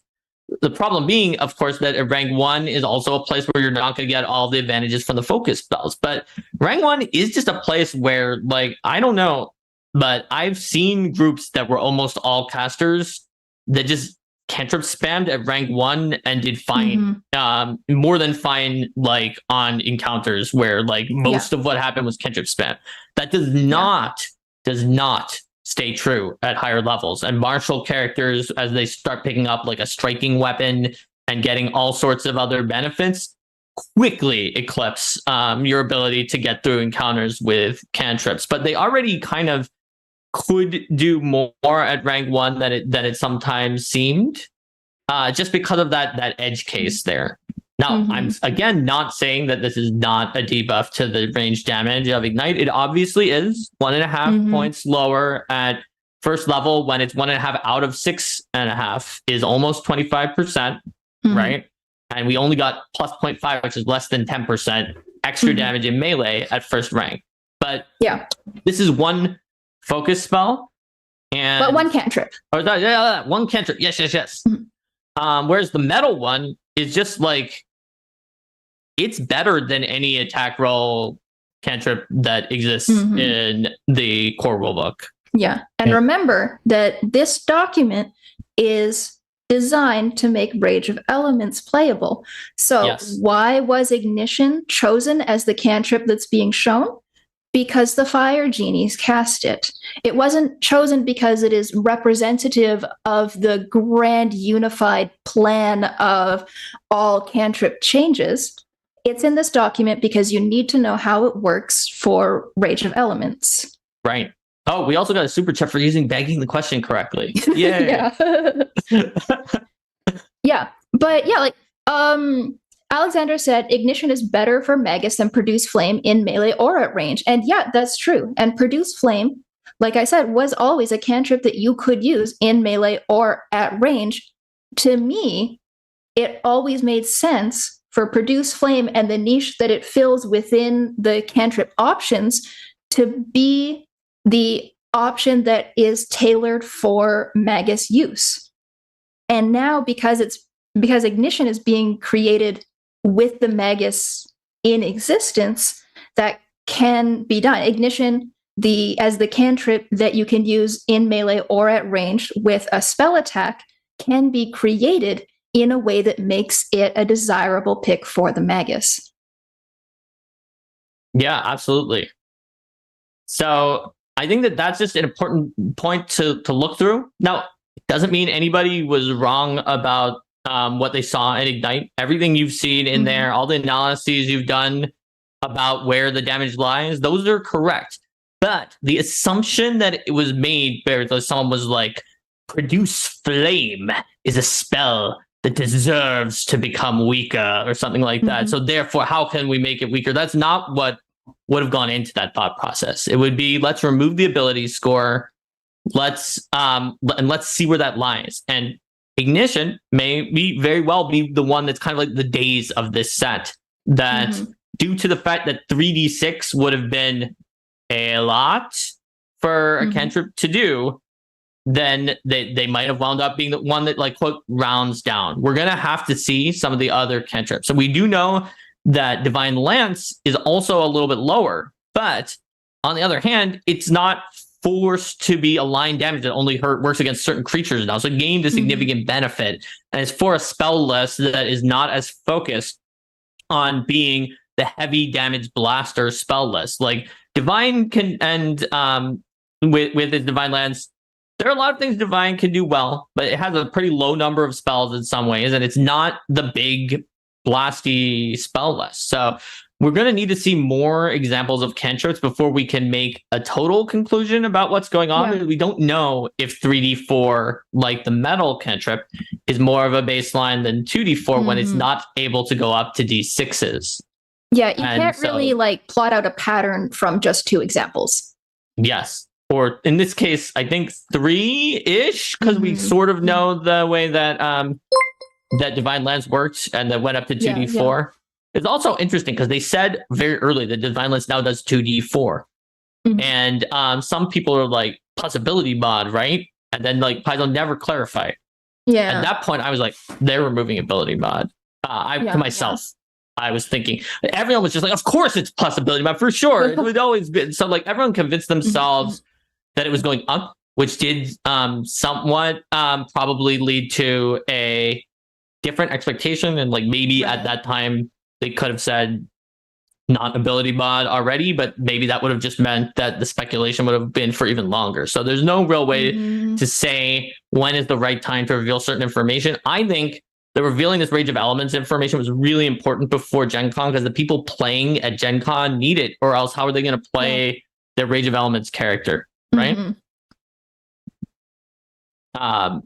And so people are also mentioning Divine Lance could work well against like ghosts or things that are possessing, because spirit damage now has some innate advantages. And that's true. Plus, holy and unholy being just mostly a benefit when you face creatures weak from it means that it's like a pure add. And if you use legacy monsters, 0 of them, I can tell you one thing. There's no monster in the game from the Legacy Bestiaries that has resistance to spirit. Now, things with no spirit, like most constructs, are immune to it. But that being said, that's going to be the limitation of where you can't use it unless new creatures come out that resist spirit. Yeah, I think ultimately to round out like the cantrip speculation, it's important to remember that cantrips that do damage are going to differ from each other in 3 ways. There is the defense that it targets, there's the amount of damage that it does, and then there is the bonus thing, the thing that it does that is different that only it does. And for Ignition, it seems to me like it has 2 bonus things. It does more damage at melee, and it also does persistent damage on a critical. Whereas Produce Flame only did persistent on a critical. That was the only added bonus that it had. Right. So people can ask more follow-ups on Ignition, but I agree with you, Jess. Let's move on. There's some interesting things here. So interplanar teleport is essentially plane shift and is very, very similar to plane shift. It does what you want from plane shift. It looks like it does a good job of that. So invoke spirits. I'm not sure which spell this is. It may be kind of like in the realm of like those spiritual weapony sustaining things, but it's pretty different than any of them in any case. It's more similar to some of the ones from Secrets of Magic that like make a bunch of spirits or skeletal hands come out in an area and chase people around when you sustain it. Yeah. And it's definitely pretty cool. in that it can just keep doing damage, and it has frightened and fleeing on the initial effect if they critically fail. And then I think it very wisely does not put the fleeing on the later rounds, because otherwise you're just like kind of spamming it and eventually the enemy has to run away. So this one's just cool, and it's maybe I'm forgetting, and there's a spell that's very similar to this, but it just seems cool and different. And I'm excited to see more spells that look like this going onward. So Know the Way. Okay, technically we did see one more cantrip, but it's not a damaging cantrip. It's basically no direction. If you want to find the path, then you have to know the way. Is that what you guys are going to say in the future, Jess? So we've got Arcane Mark still is called Arcane Mark instead of Yeah, Sigil. I'm excited to see. Are we gonna get a new name for Legend Lore? Oh yeah, there you go. So probably, because that's sort of very OGL-ish name. But this is very similar to No Direction. Yeah. So yeah, pretty much. Manifestation is the spell that replaces the Wish tier spells, because there's also a Wish ritual that is rare and just does like GM Fiat that has been added at the end. So for when you want GM Fiat in the story, Wish can do anything. If you do not want to deal with that, do not give your players access to the rare ritual Wish, because that shenanigans is exactly what you're asking for. Yeah, and so rare ritual Wish is in fact the thing that I kind of predicted the design of 3 years ago. Because I wrote a Pathfinder Society scenario where you fight a genie, and that genie had an ability where she would like hostilely compel you to make a wish in combat, and it used the degrees of success for the outcomes, so that like if you failed or critically failed, you would be tricked into making a wish that was like really bad for you. But if you critically succeeded, you would get your wish and it would actually work out for you and it would buff you. I mean, that's pretty cool. So yeah, that's pretty awesome. Let's see. So that's what happened with Manifestation and we did have Wish. 2 super chats that you okay. What do we have? Because you really should take a breath. I'm telling you right now. you got to calm down here, Mark. I haven't seen this excited in a long time. Creative Burst. It's so fascinating. Creative Burst for $5 said, so cantrips with 2d4 instead of 3d4. Oh, I already did that one. Oh, you did that one? Yeah. Oh, okay. What about... I did not do Route to Riva, though. Okay, you can do theirs. Unsure Paizo would go for it with streamlined damage dice for spells, class features, and feats for casters. Can get juicy at last, considering things like dangerous sorcery as a weapon spec. So I know I've seen people online who said, well, maybe they'll just give back ability modifier somewhere else. So I think there's a few reasons why not. One, I think the main point... what? Compatibility. That is one of the ones I was going to say. So compatibility, you would kind of get twice your ability mod if you use the old cantrips.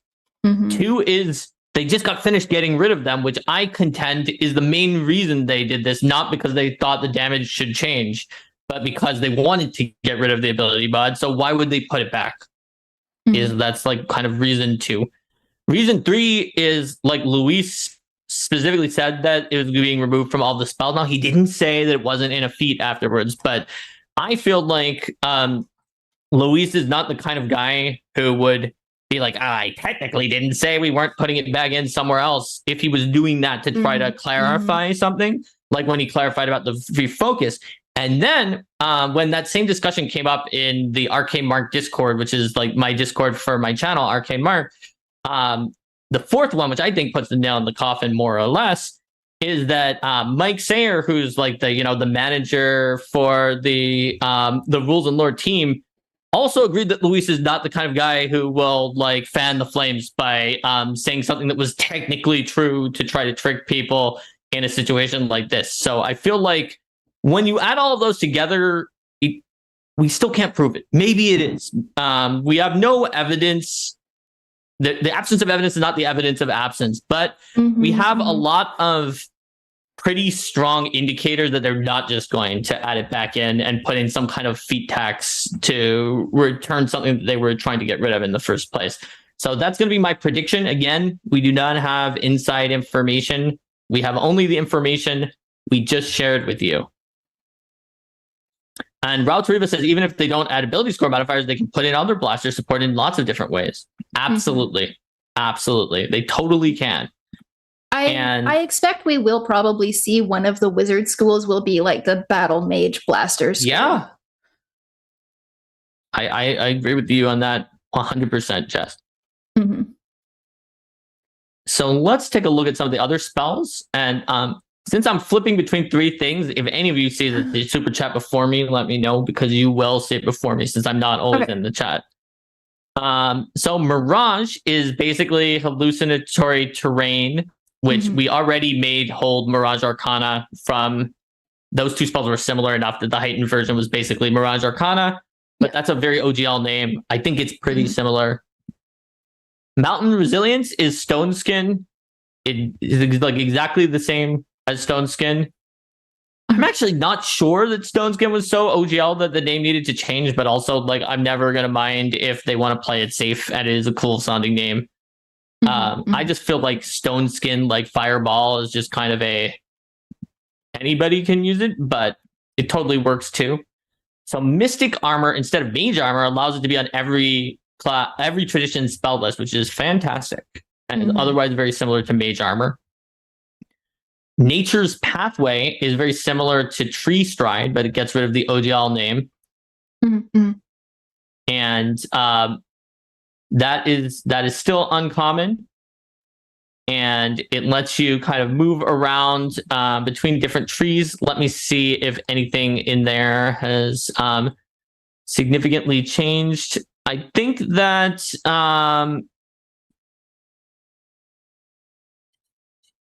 it now no longer needs to be a tree of the same species, which is an enormous advantage towards being able to go wherever the heck you want.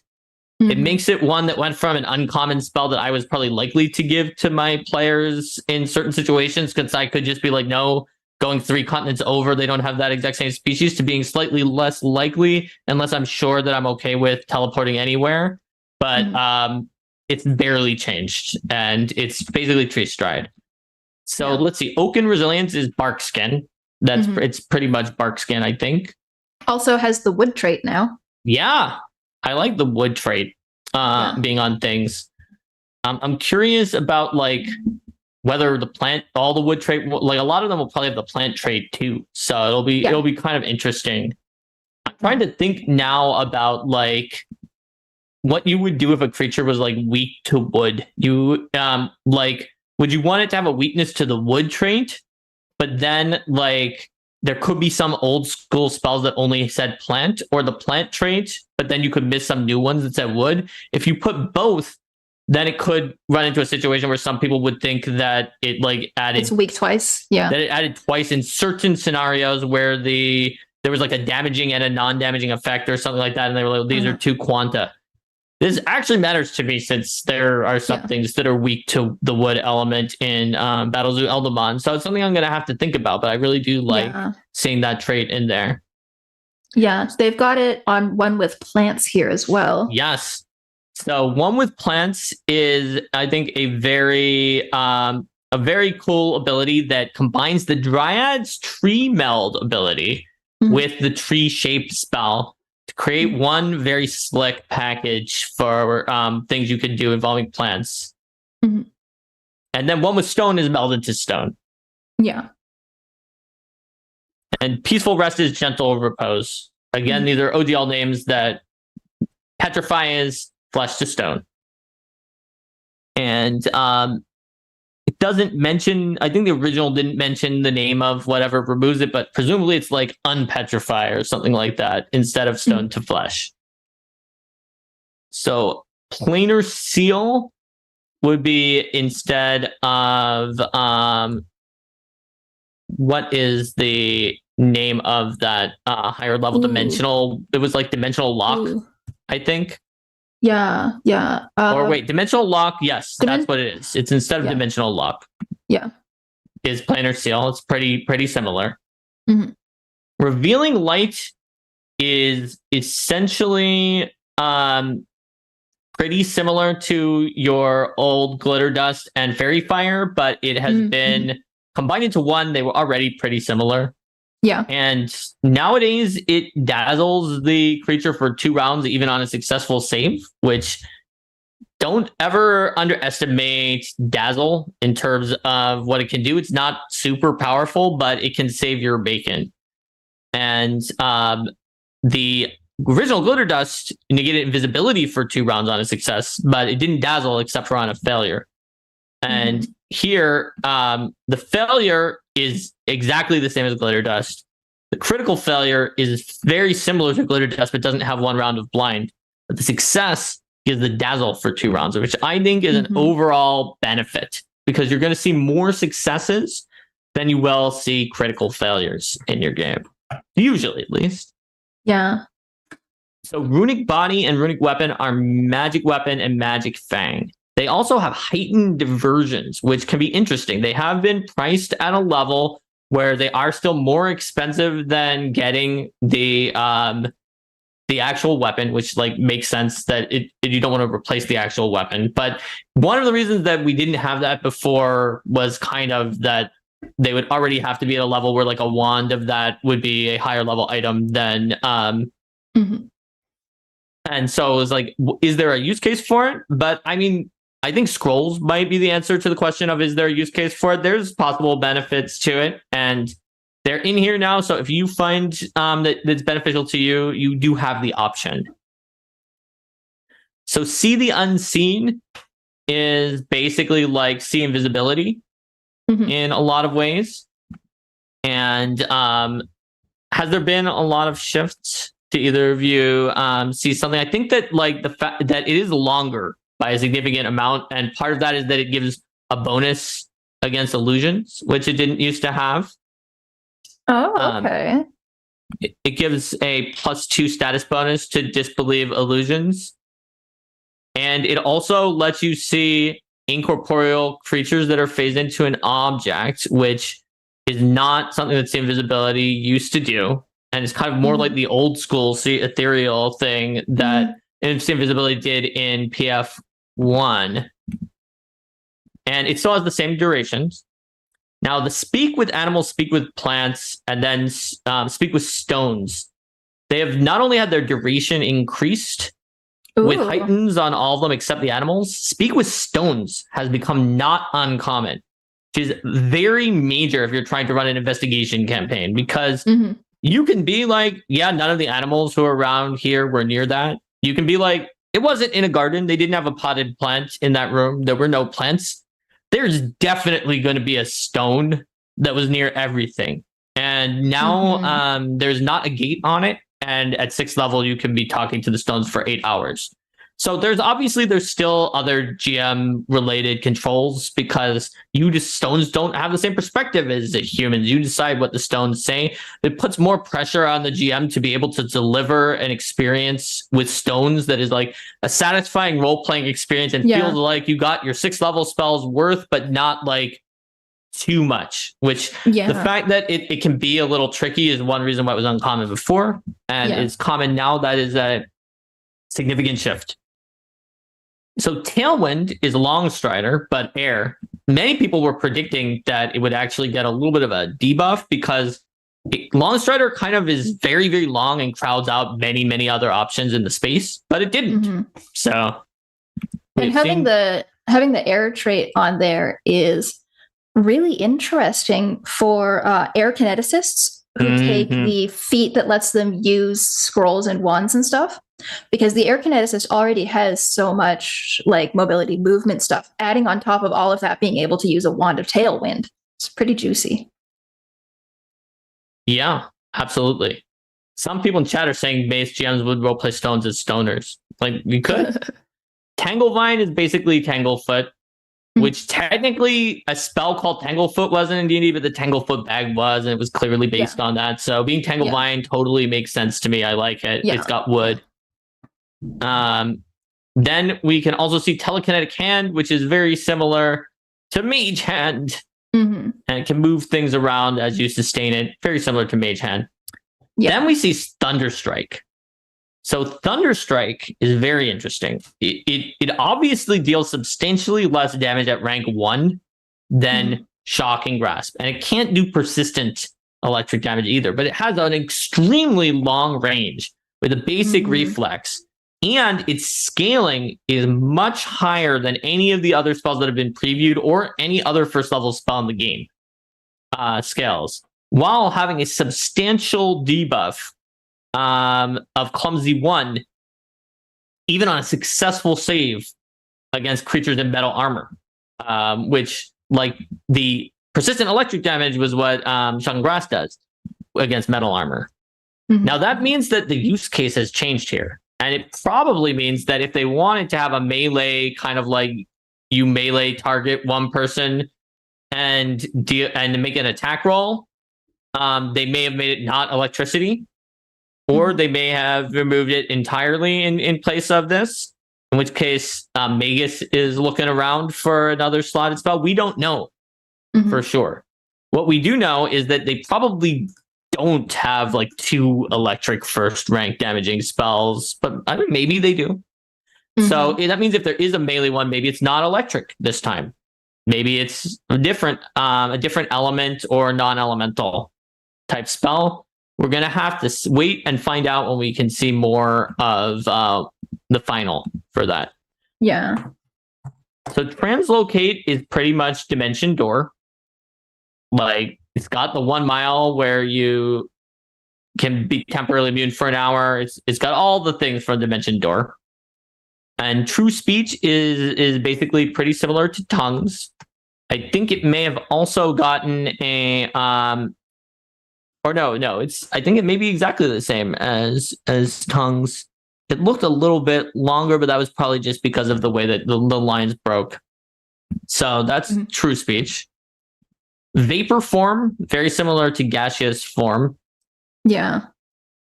And pretty much. Wrathful Storm is Storm of Vengeance, but without the vengeful name. And then we already mentioned the Wish Ritual. Yeah. So I think that gets us through the spells, which are a lot of the meat of this preview. There's still some more to go. I want to see if anybody in chat had additional like spell questions I missed while going through here. People are saying Thunderstrike would definitely be one that sorcerers would be happy to take as a signature spell. I can see that because it scales quickly. Scaling at essentially 9 points per spell level is faster than you'll see on any of the spells from the core up until pretty high level spells. Like Disintegrate is even faster than that, although it does have 2 kind of outs to it. And there's some that scale by exactly 10 and that don't roll. And people are saying that Thunderstrike is the other big controversial spell. Well, it's definitely in here because it does appear in Rage of Elements.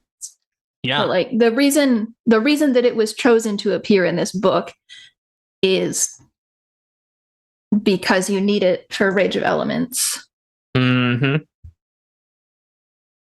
Like we said at the very beginning, by looking at the introduction, it's all about what was going to be shown for Rage of Elements. That does mean that if there is a melee range spell attack roll slotted spell, it was not needed for Rage of Elements because it's not in the preview. So why don't we give everyone a break? AKA Mark, you should rest. Okay. You've been talking non-stop, buddy. It is impressive. He knows his stuff. Even I thought it was going to be you and Jess, and I'd just sit here. It's just been you. Poor Jess. Just all she's doing is going, I have stuff to say about some things. Oh no, you do. But I think everything she's added has been very useful to be looking at it from multiple perspectives and not just what I think about them. Yes, well, most of also what you've been saying is this spell is the spell, which is actually useful, and I'm sure someone is going to put that together on Reddit and say, here you go, because I myself was doing the, what is this spell, and became what spell, so I wasn't sure myself. Useful to people. I'm trying to add value here by using my my no knowledge value. And reading in and no, I guess like showing what's in the thing. So why don't we just take a 1.5-minute break. We'll be right back. Hi, Barbarian here.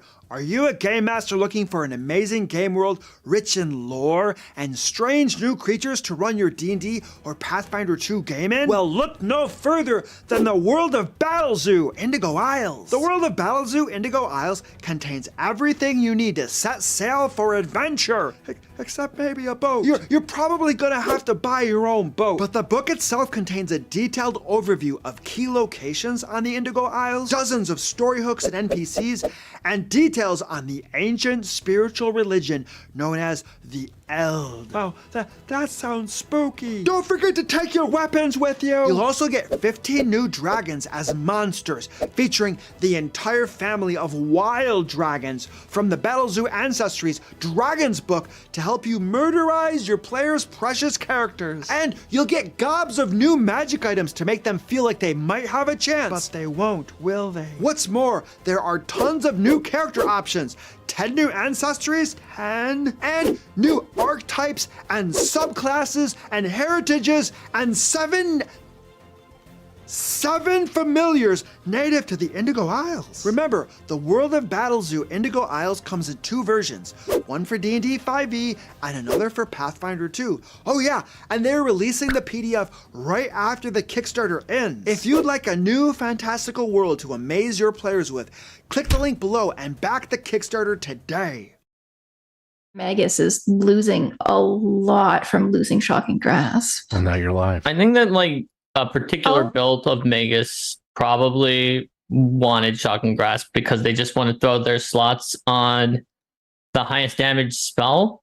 But personally, I feel that that is not nearly close to the best use of their very limited slots per day, and that they probably would be better off doing something like getting a amped imaginary weapon from Psychic or something like that to use, instead of using their very limited slots on the Shocking Grasp, they could use it on those slots on things that only a caster could do. Yeah. But some people just want to play it as throwing in the attack. Yeah. Heathen Hammer, I do not work for Paizo or Roll for Combat per se. I am a freelance game designer, so I accept contracts from both Paizo and Roll for Combat, but I am not an employee of either. That is true of me as well, technically, because Roll for Combat, just gives contracts out, and I freelance for Paizo as well. And we're Paizo partners. Yes, absolutely. Which is a whole other thing. Basically, they trust us enough with their brand that we can do things with it, basically. Such as the RPG Superstar contest. They wouldn't have given that to just anybody. That's correct. So, right. So what were you up to? What was your... We were going to go into items next. Items. Did you finish Wish? Did you go to Wish? We did. We talked about Wish when we talked about Manifestation, because that's part of the same change. Same change. Items. Here we go. Okay, so it looks like there's a new format in items that now that you don't have the components of like Envision and they're Envision, Interact, and Command, then it means that the activations don't need to put those in. And honestly, those and the spell components had certain elements of them that were misleading due to the fact that when they were initially conceived in like alpha by Stephen Radney McFarlane, not this Stephen, it was like everything was elementally quantized as actions. So back then, it was a 2-action spell if and only if it had 2 components, each of which was an action. For a lot of reasons, activities that just glommed together the actions and were not quantized singular actions that happen one at a time were necessary because of all at once properties. There were a lot of hoops you had to jump through for the spell, which like you take each of these actions in turn. If any of them gets disrupted, the whole thing is disrupted, and you do the whole thing after they're done. That created bizarre timing issues. So this is, I think, a natural extension of moving past that. And it allows for really cool activation lines with names, like we see in Claw Bracer: activate, extend claws, And then it has manipulate and morph. Yeah. And so I think having the more evocative activate lines is really just better. Me too. I think it's easier to understand for someone right away. Yeah. And this one gives you a climb speed and a claw attack. And that's cool. Who doesn't want a climb speed and a claw attack? Yeah, back to spells. Loremonger has a super chat here. I'm curious why people are suggesting that Shocking Grasp is being replaced when the remaster is supposed to be compatible with existing content. And yeah, you can absolutely continue to use Shocking Grasp. There is nothing that is going to prevent you from continuing to use Shocking Grasp. And if it does happen to be the case that Shocking Grasp is not going to have a spell that functions exactly like it reprinted into the remaster core, there's no reason why you can't continue to play with a spell that functions like Shocking Grasp. There's no like great balance issue that I'm aware of with Shocking Grasp. You can carry on using it. But the reason that Shocking Grasp, named Shocking Grasp, functioning exactly as Shocking Grasp, will not be reprinted in remaster core is because Shocking Grasp and the story behind Shocking Grasp tied to that name is Wizards of the Coast. It's OGL content. Yes. So you're not going to see something named Shocking Grasp because the whole point here is to take all the OGL stuff out. Yep. And so that's why people are using the word replace, but like really you can use all of your spells from both. But the remaster is going to try to be self-contained because why would you not do that? And so it's likely to try to reproduce certain aspects. And that's why people are wondering, will there be a quote unquote replacement melee spell attack first level spell? And that's not clear. But I mean, they could have done something where it was named Static Shock, which is what the Eldamon electricity power at first level is called, where you touch someone and build up static electricity and it does a ton of electricity damage. Yeah. But they did not name it that. They clearly, the electric spell that we've seen at least is very different and very cool. Yeah. And we don't know what's going on other than that. Yeah. It could be the case that Thunderstrike will be the only first level electricity damage spell, and that a spell that functions like Shocking Grasp will not appear in remaster. Or it could be the case that Thunderstrike is something else, and that it just is a spell that will be in remaster core that also happened to be referenced in Rage of Elements, and just due to the particulars of what's getting printed where, we don't actually know that Thunderstrike is the replacement for Shocking Grasp. Right. Loremonger has clarified that we make it sound like it's being removed, but it's not. No, it's not being removed, but there will always be some people who springboard on from the later content, or who decide they want to use only remaster content in their game because that's their decision for like brain load. And first of all, in that case, maybe they won't have Magus for a while because it's not a remaster content. But there may be more case where players can like push through an inertia, a group GM and other players who have inertia towards only remaster or mostly remaster, and get a class through there because they're like, this is the whole class, where maybe they have more trouble getting through individual little spells and items. And so that's why some people think about like holistically, what are things going to look like just with the remaster, but you can absolutely use any of your stuff from before. As far as I've seen, like with some meta shifts, as we've mentioned previously with like focus spells or whatever, stuff is going to be pretty balanced either way. So let's see. In the other items, most of the other items that are shown here are talismans. And when we look at Thorn wonders, isn't Thunderstrike Thunder Wave? It could be. I mean, sort of. A wave may also seem to imply that it like is going to hit more things.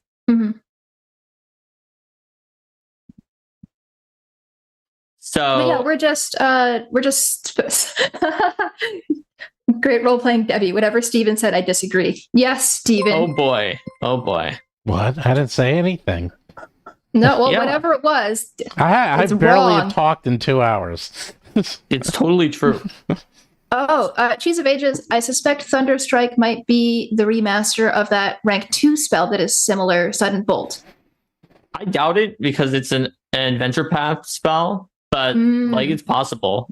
It is more similar than it is to Shocking Grass. Yeah. I don't think it's intended to be a remaster of that spell, because they could have just called it Sudden Bolt, or if they really, really wanted to, and then had the same spell with a different name like they did with Divine Lance. But it certainly does not fill the exact same niche as Shocking Grass did. And like we said, you should be fine using Shocking Grass. So if we look at these talismans, like Mesmerizing Opal is pretty similar to before. Right now, it is very, very, very slightly nerfed, I think, because previously, if you had like the ability to I can feint while I reload my weapon or something like that, you could use Mesmerizing Opal as a free action on that feint, whereas now you have to activate the Opal, which gives you the feint, so you can't use it if you got the feint for free in another nested action, but it's also easier to understand this way than when it can happen in the middle of something else. Yeah. Potency Crystal is very similar to the way it was before, except for now it has greater versions and major versions of itself. The Shark Tooth Charm.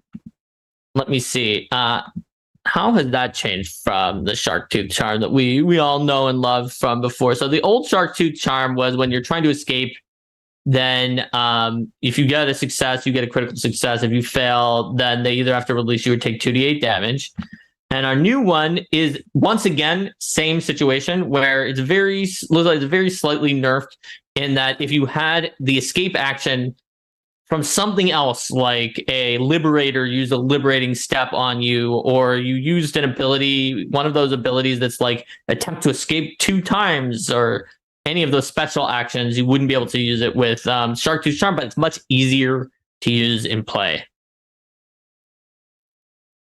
So what about the creature abilities? These are very interesting. And I told people early on that there was at least one change that I don't really have a good explanation for what I think the mindset was towards the change. And that's going to be in here because I'm not actually sure. It's very interesting. It has many interesting implications, but unlike with the cantrips where I'm I pretty much think, based on things that have been said publicly, that the ability modifier was seen as something that created friction in the game and was removed for that reason. I really don't know why the change we're going to get to happen, but we'll explore what its implications are. So what about change shape?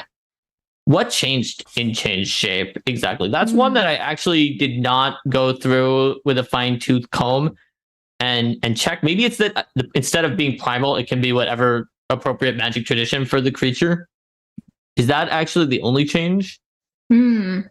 Let's Oh, wait, no. The one I'm looking at that's primal is not even the general creature ability. Never mind. No, it always said concentrate, magical tradition, polymorph, transmutation. And it said it changed its shape. And it defeats perception DCs to determine whether it's that, and you get a +4 from seeing through the disguise.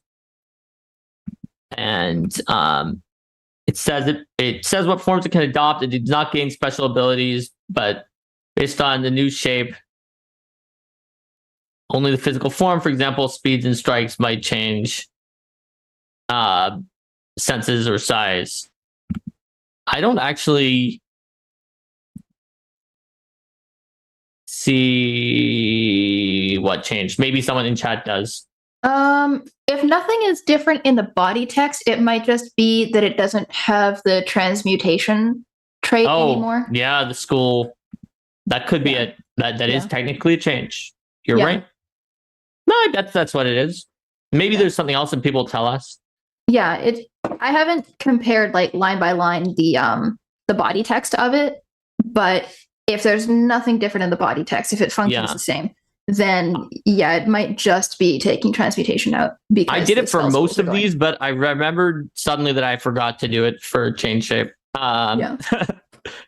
So Wave Sense, I think the main thing that changed is that it was very definitive when it said it was an imprecise sense, and now it says it usually is an imprecise sense.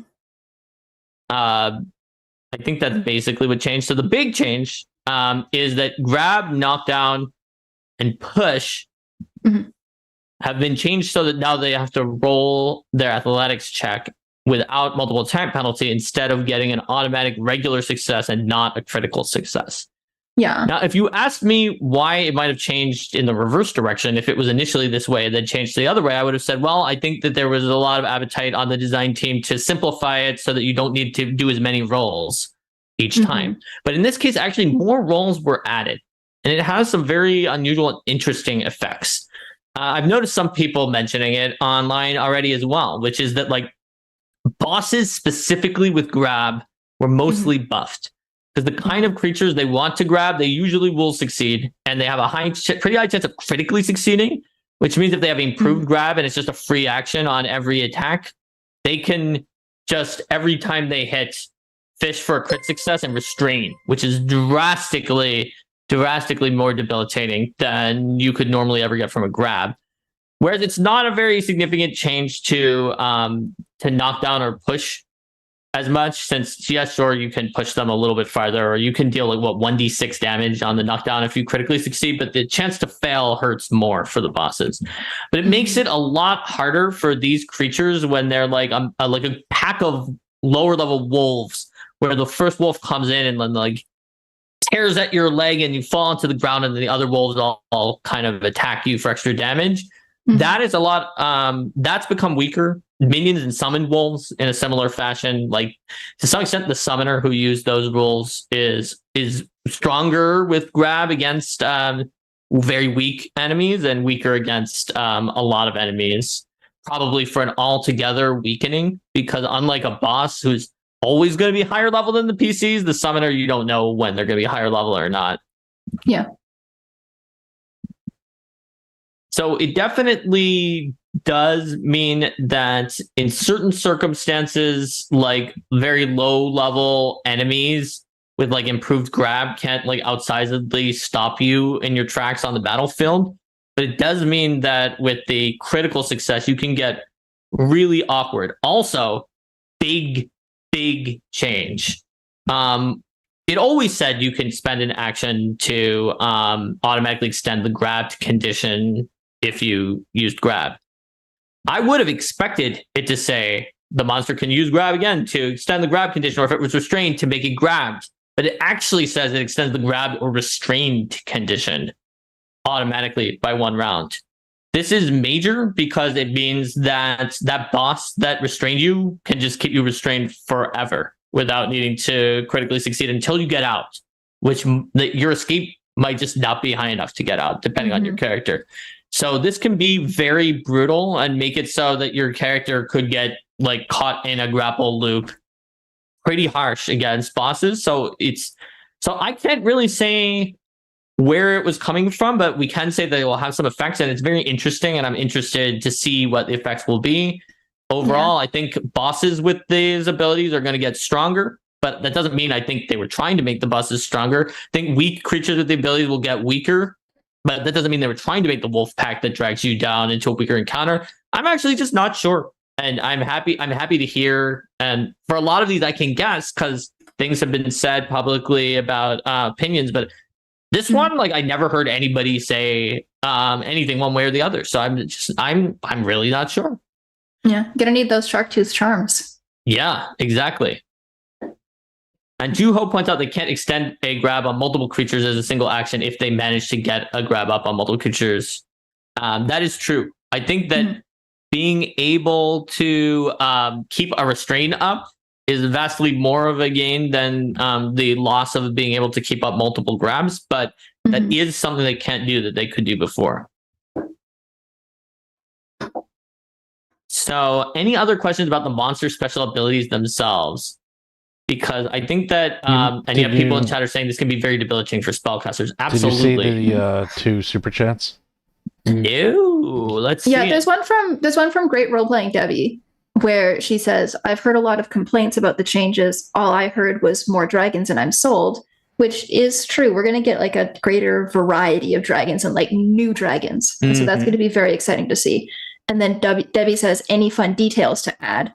And so I think this might be a good question to address like at the end. Yeah. Because any fun details to add is pretty open-ended. Plus, it may be implying that we have details that aren't in the document, which we do not. Right. Yeah.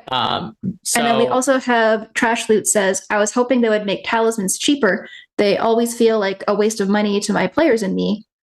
And I don't know if we'll see the price of talismans change. we've seen them. They're the same, the ones that are in there. So yeah, I would say if your players are running into this constraint, it's an interesting game design issue that I talk about. If you go to the Arcade Mark channel, there's like a what if 5 ideas that aren't in Pathfinder 2nd edition. One of those ideas is resonance. The perhaps most hated thing in the Pathfinder 2 playtest. There's also an incredibly brilliant design to get around a serious problem in game economies. It happened that people really didn't like it, so we took it out. But if your group is always feeling like your consumables are expensive, then there's a few things you could do. One, consider raising the item levels on all of consumables and then making a rule that you can, like, let's say you raise the item levels on all of them by 4 and then said anywhere you can buy you can craft an item that's 4 levels higher than you if it's a consumable. Now, why could you do this? Or 2 levels higher, pick some level. You could do this because of the fact that consumables are actually incredibly powerful. They are very expensive if you get like the highest level one you possibly can at the moment that you possibly can.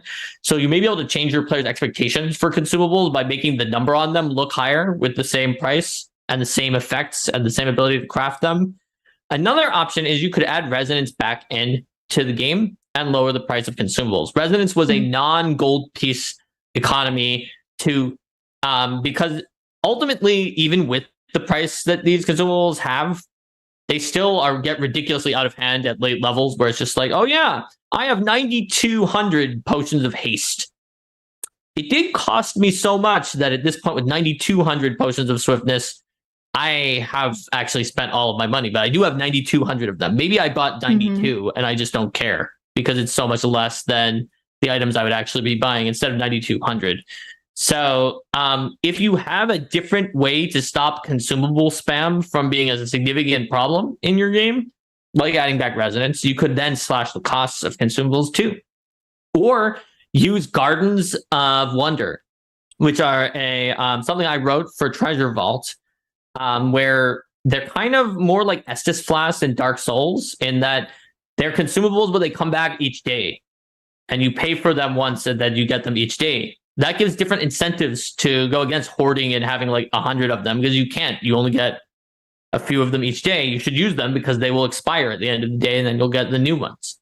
So think about ways you can figure out how and why consumables don't work for your player's mindset. Look, I'm the Mega Elixir guy, okay? I hoard consumables.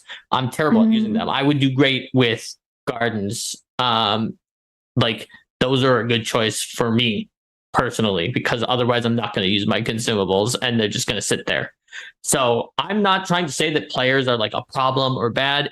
I'm one of those players who maybe should use an alternate system sometimes, but some of the psychology of consumable items is tough, and it's tough for a lot of people, and not just like weird extreme players that are out there, but just like regular players of the game. So think about other ways you can handle it and try it maybe. Jess, can you relink the document? Yeah, let me get it. People in chat. Yeah. So I guess the next thing that's in here is some genies and a picture of a water skimp. It looks like a bat. It's so cute. So some people asked on the Reddit, they said, I get the DAO was already renamed because that's totally WotC made it up. I get Married, although they weren't sure why, but I will explain that Married, I'm the one who actually did some lore research into whether Married had to be cited in the OGL and determined that it did, on the grounds that they do exist in folklore, but they're not associated with water at all, ever, anywhere other than D&D.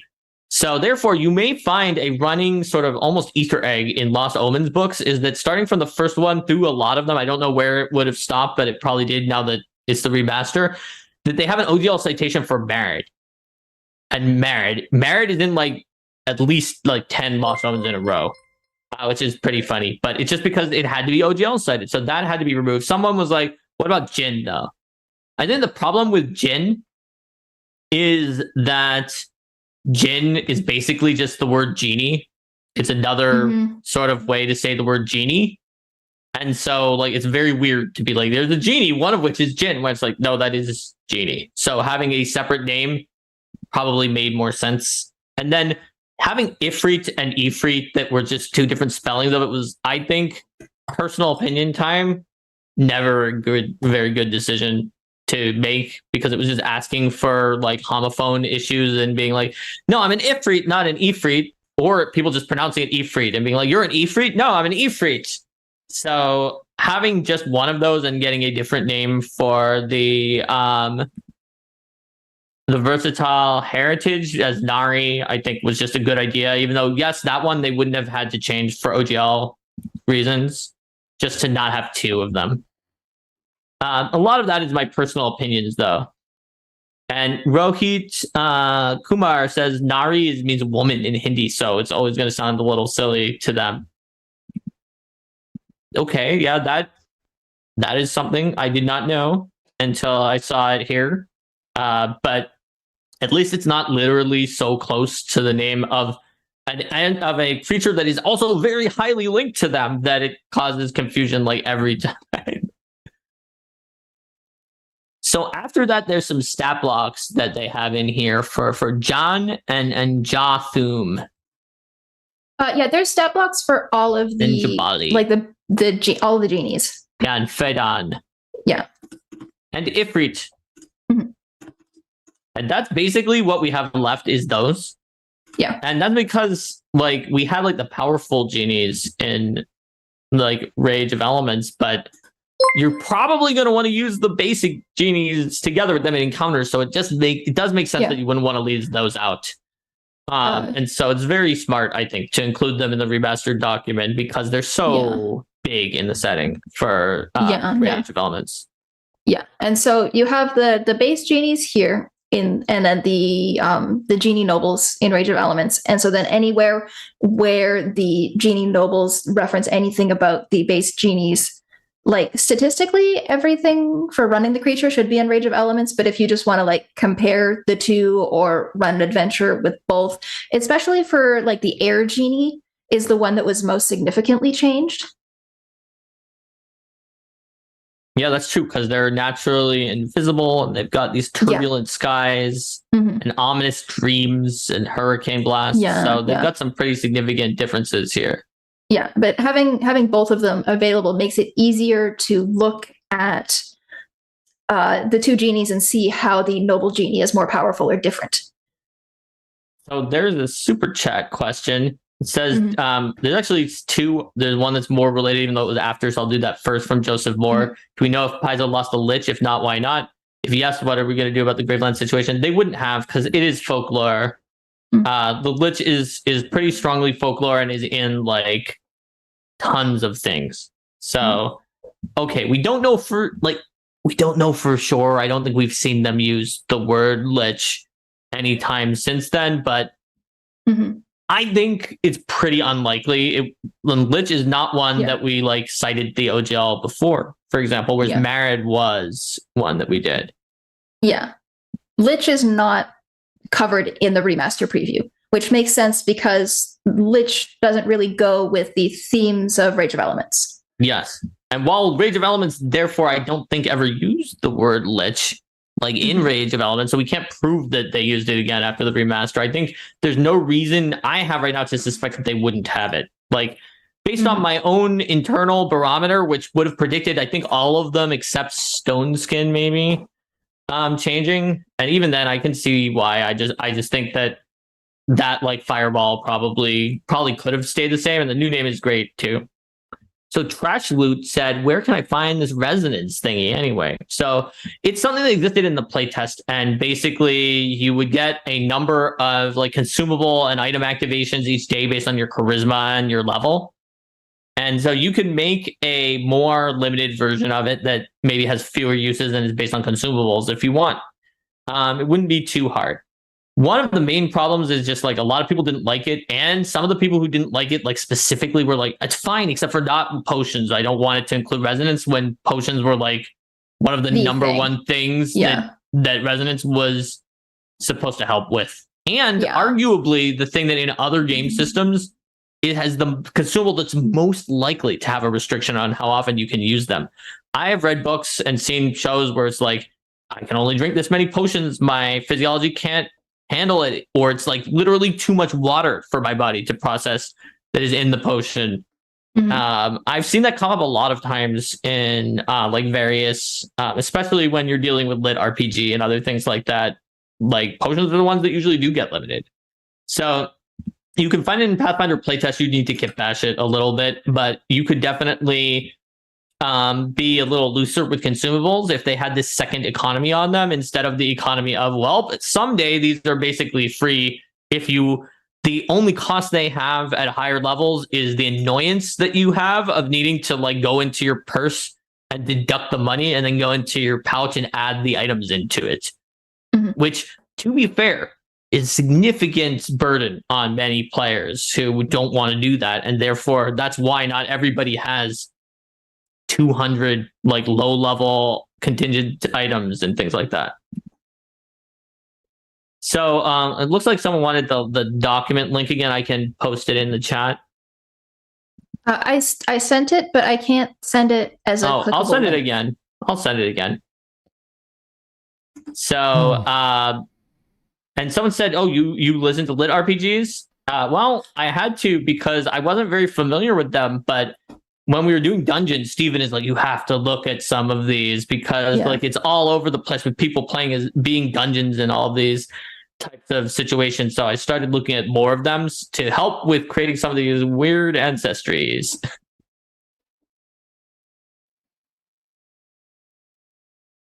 So are we done? Are we done with the book? I mean, I think we got through the document. We got through the document. We still have people asking questions. No, I'm not done with the chat. We're done with you yammering on. I mean, explaining the details to everyone. You know what, Steven? When you're yammering on, I mean explaining the details of movies. I applaud you because I don't say it. I applaud you. It was way too much for me to do, and I was stunned at how much they. I'm actually just amazed how much they're like doing because I don't envy anyone there because this came out of nowhere.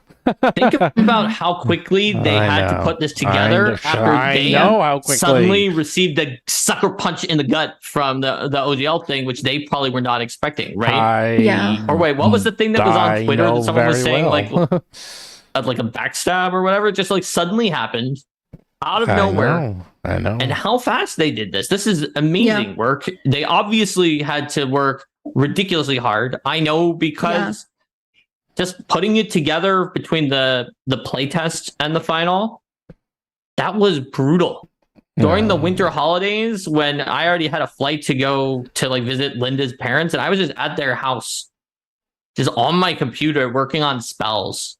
And they knew if I put my hand up and said polymorph spell that they couldn't talk to me because I was working on a polymorph spell, and those have so much math and fiddly bits that like I couldn't stop at any moment until the polymorph spell was done. And that was just like 12-hour days. One point, it was really funny because there was like I think a 32-day period during which I took one Sunday off. And during that Sunday, Eric Bona came into the office, bought a pizza party for everyone who was there and said, everyone who's here on this Sunday, you're working so hard to be here on a Sunday. And I was like, oh my gosh, that was the only day I wasn't there. I missed it. No pizza for you. No pizza for me. 1 year. That's right. Ollie Wright wonders, are we really losing spells needed to be spoken? You know what? That's not clear. It's very unclear based on what is stated in this document, whether or not they need to be spoken. It's possible that given that there's no such thing as a verbal component, that was definitely removed. If they do need to be spoken, then it would neither need to say that they always have an incantation, or it would need to say that like if they have the concentrate trait, then that means they come with an incantation or something like that, right? Yeah, I want to be clear that I'm not sure if I remember this right. I could be like making this up, but I think I remember from one of the previews that whether or not spells have like the verbal and the somatic components is going to be tied to the number of actions that the spell takes to cast.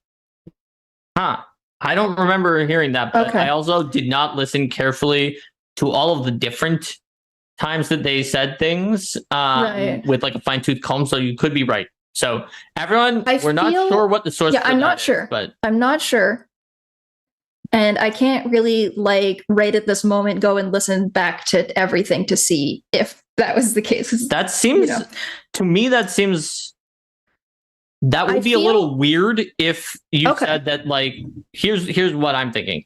So if you said that all one-action spells, for example, did not have gestures, but did have verbal, or like did have an invocation, then that would be also the ones that don't have the manipulate trait still have gestures. And so that would be a little weird to me. So that's why I think you could be right. They could have even said it and I just missed it. And that's something that we theoretically know, but I just was not paying enough attention. But I feel like it would need to be tied to the traits or just be an overall spell. Yeah.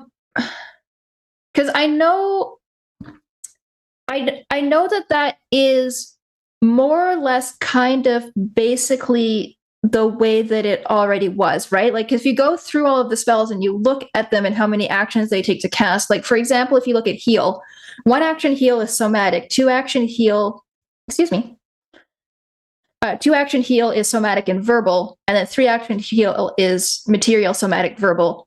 And I feel like that pattern holds true for other spells as well. But it's typical in the Pathfinder 2 core rulebook to begin with. But it's not always true. For example, invisibility, when you're trying to hide, you don't just shout out, "I'm going invisible, guys!" That's true. That's true. And it is actually somatic material instead, for example. So I think that we'll have to see. And it certainly would make a difference for that spell that we were saying, oh, wow, this hard shuts down spellcasters because you always have to hold your breath. If you don't actually have to do an invocation ever, then the one we were looking at in Rage of Elements is a lot less of a spellcaster shutdown than it might otherwise have been. Someone in chat also asked why the Shaitans might have changed since they were already not the Tao from D&D. I'm guessing it's because of the fact that they are like the evil devil equivalent from that world, like currently practiced world religion. Yes, and because their name genies are Satan. not. Yeah, and they're not actually like the most evil ones in Pathfinder. So it was like a thematic mismatch. And one thing that like I am not myself a cultural consultant, but I have consulted with cultural consultants and heard what their feedback is on certain aspects and made changes to monsters, like some of the divs based on current world religions. And one of the ideas that you often hear from consultants that I think is a very good one is do use terminology that exists in current world religion or mythology or folklore and don't erase it, but use it in a way that in generally is in the same direction and it doesn't minimize something that's a deific being as being something that's like a lot less than that. Particularly when something is like evil or not. So if you have something that's like a beneficial or at least as beneficial as most of the good deities from world religions are, because some of them are sometimes a little evil, but you have one of those and then you make it like a demon or like a fiend, that can be an issue because you both decreased its power level by a lot by saying, no, this deity from an active religion is this level 4 fiend or something like that. But you also then said it's a fiend when it wasn't necessarily evil in that religion. So similarly, we have the flip side here where we have something that's a big bad and it was made into like these lawful neutral genies, which obviously the alignment is being removed as well. But I think that could be the reason. I was not there. I do not know for sure. But based on my experience, that would have been a reason to do that. Now, we had a super chat from Raul Tariva, Helpful Drow. said it took until I saw this remastered doc to get comfortable with the lack of schools. I think traits are now crucially important to spells. You're absolutely right. They always kind of were very important and carried a lot, but the schools kind of held things over in a certain way. Shadow Dragon said, would Najee be too equivalent to saying mankind based on that same philosophy from before?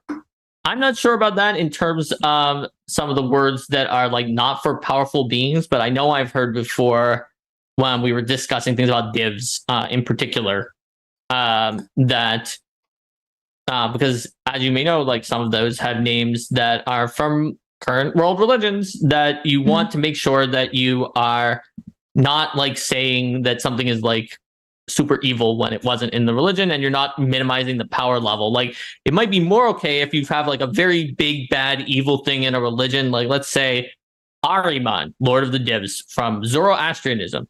A, Zoroastrianism not as active of a religion nowadays. B, Ahriman was like the big evil that fought against Ahura Mazda in Zoroastrianism. It was like, this is the capital E evil that all of the devas work for Ahriman. And so like it's using a similar name, Div versus devas that work for Ahriman. It's putting him as the big bad, and it's not an active world religion. So it works pretty well there because you're using it in context. Whereas if we instead said like it was a world religion and we said, oh yeah, there's this level 1 div called Ahriman that's a pathetic coward that runs away from battle, then people would be like, what? Or if it was a good guy, right? Like it was like a celestial. It's like we've made a new celestial named Ahriman that's a level 1, and it's a friend of Lyrakians. Lyrakians and Ahrimans frolic together on the celestial planes. That would not be great either.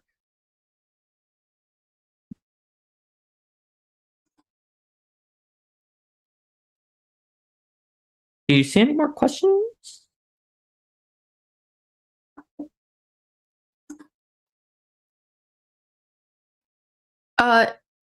There's a question here. Stephen, are you okay? Yes. I have very little to add to this because this is all Mark, baby. You guys never have heard me so quiet. That's the thing. This is the quietest. We just happened to pick a topic where, like, Jess and I had things to dish, and I had probably the most in terms of like, if you're like, let's do a critical rules text analysis where we go line by line through very carefully analyzing every implication of every word in a rules text. This is like you've dialed my number in a way that like, let's talk about 80s movies has dialed your number, Steven. Yeah, I'm actually saying nothing. Well, because these rule changes to me are what they are. And you know, I am more of the type of person, like in the video game world, like when pre-releases come out, people are like all playing the pre-releases and talking about it. And I'm like, I just want to see the final release. Like, I'm very interested in this, and this actually is important for us to look at and understand. And it's important to do this in stages. And I think Paizo is doing a really good job that they didn't just throw this all at us at once. But at the same time, I also am a type of person, like, I kind of want to see the final book, and then I'll start reserving judgment, because it's hard for me to, I'm one of those people that I only like to give judgment once. It's like saying, oh, that movie sucks. I'm like, did you see it? No, but I saw the trailer. I'm like, well, you didn't see it. You can't say what your opinion, I mean, your opinion is the trailer stinks and you think the movie sucks, you know, until you see the movie. So I also, not that this will suck, but it's, when I read it and see it, then I'll have my opinion. So right now it's interesting. That's all I have to say. So, Stephen, what is your favorite thing that you're looking forward to with regards to Remaster and your Indigo Isles setting? Is there like a design space that you think has been opened up for you to explore that maybe you didn't have before? We didn't change that much. That's like, I'm like, nothing is changing. I think that's great that it didn't. It proves that they did what they wanted. But and what they promised. But there is one thing that I will tell you, is they are introducing new dragons, And I bet people would really like to play those new dragons. So many That's people have true. asked if we're going to come out with something to handle the new dragons. Yeah, I mean, Steven, it's so many people. When we did the dragon book, we basically kind of ran out. We did so many dragons that we made our own. We ran out. That we made our own. We ran out of dragons. We even said there could be Leshy dragons down the road. Yeah, right, because we made one Leshy dragon, the Toadstool, and we said there can be more Leshy dragons. I mean, we were searching. Mark and I were searching high and low for dragons, and there were some like really obscure dragons. There's like a pink dragon or purple dragon, and we wanted like full families that had a lot of lore. Super obscure, and I felt those weren't strong enough, so we did all the core Pathfinder dragons, and some of them were so, you know, I mean, they were core and with exactly 2 sentences of of lore, and that's it. And like that's the way it ends up being a lot of the time for creatures that have like longer stat blocks. Yeah, and that was a problem. So we were like, we had to invent a lot of that. And then we invented a brand new dragon with Ginny. And that was the first Leshy dragon, and we didn't fill out that family. Yeah, so circling back, and the wild dragons, which you and I, right, and the wild dragons, which Mark and I designed together. But now there's going to be literally a brand new crazy family of dragons. And you want to give them more dragons, Steven? I definitely want to give people more dragons, and I'm going to make sure that those dragons are playable in the future. I guarantee that. Yeah. Awesome. So circling back to Great Role Playing Debbie's super chat earlier, where she said that all she's heard about Remaster is that there's going to be more dragons, and she's sold. So any fun details to add? I think. Is there anything about Remaster that you have heard that has you excited for what's coming? Also, Great Role Playing Debbie circled back too and said pink dragons are so awesome. I love them. Yeah, there's some really obscure dragons out there. There's like a couple of YouTube channels that go through like the dragons, especially because like back in the D&D days of like 2nd, 3rd, and 3.5 there would be like the 4, Forgotten Realms really weird stuff that added like is like here's a song dragon that's in there, and then there were like some dragons with very very specific themes that weren't like part of a big dragon family for sure. That's the problem. They weren't part of families, and they were standalone. That's why we didn't include them. So we have the rule. So like a dragon, all dragons have at least 5 dragons per family, and actually some have more. What's the one that has 9? Planar has 9.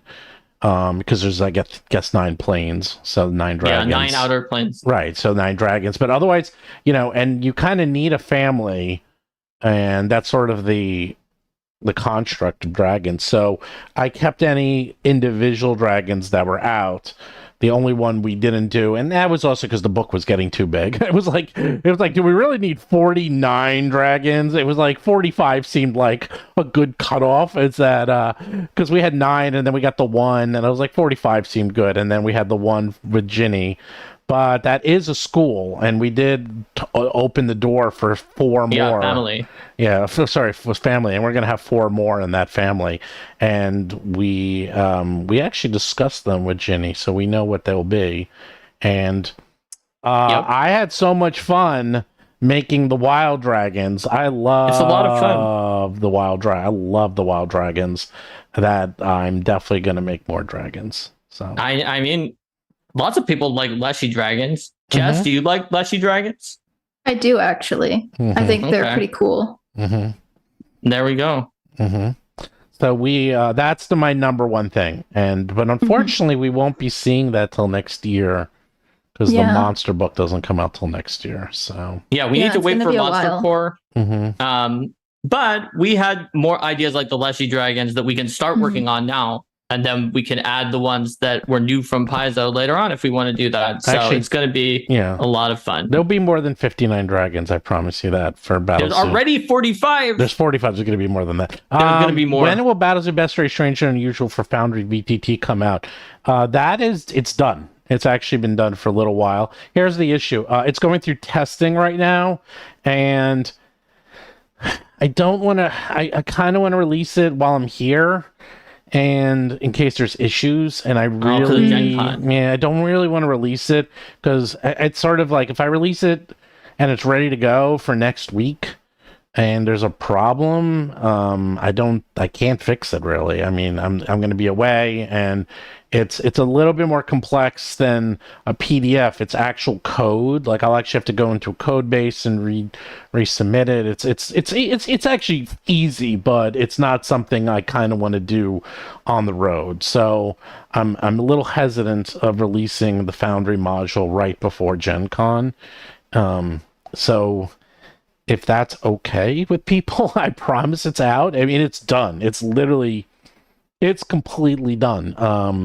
And it's just being tested, and I guess we could release it. And if there's issues, we do new releases of our Foundry modules constantly. I mean, like some of them are up to like version 2.6 or something. So we're always updating them, but I try not to do updates unless necessary. Right. So we've had a few questions in here, like, have we talked about spell school removal with things that talk about spell schools? And we did a little bit before. We said that you can either probably use them and then new spells don't have a school. So you either, they only work with legacy spells, or your group can try to figure out what the school would be, or you could just probably remove those.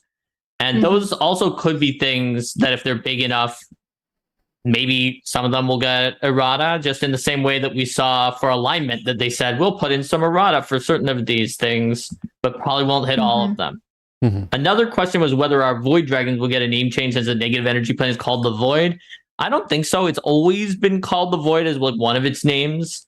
And the Void Dragons were named after space and are a Paizo name. So unless Paizo recreates them and gives them a name like Space Dragons or something else, I think we keep Void Dragons because that's just the name that those dragons from Pathfinder tradition have had in the past. So anyone who is looking for them based on Bestiary 4 from Pathfinder 1 will want to see them probably with the same name, unless a new version of the same dragon is out with a different name.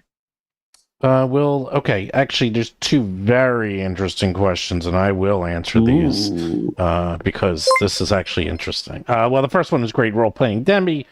Leshy stream with Ginny D was my favorite. Wow, okay. You guys are able to do more with her for the rest, other Leshy family. So I'm going to tell you a little bit.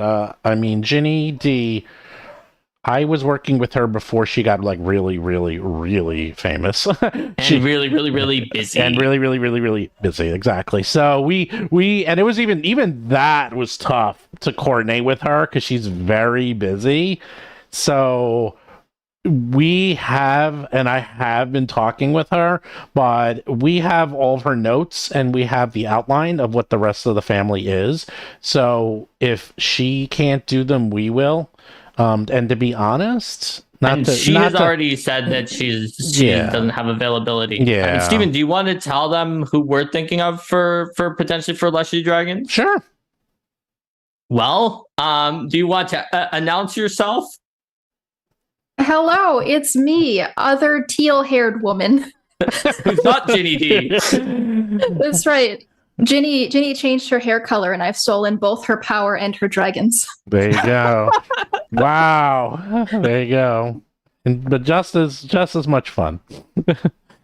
So there's a bit of a hint.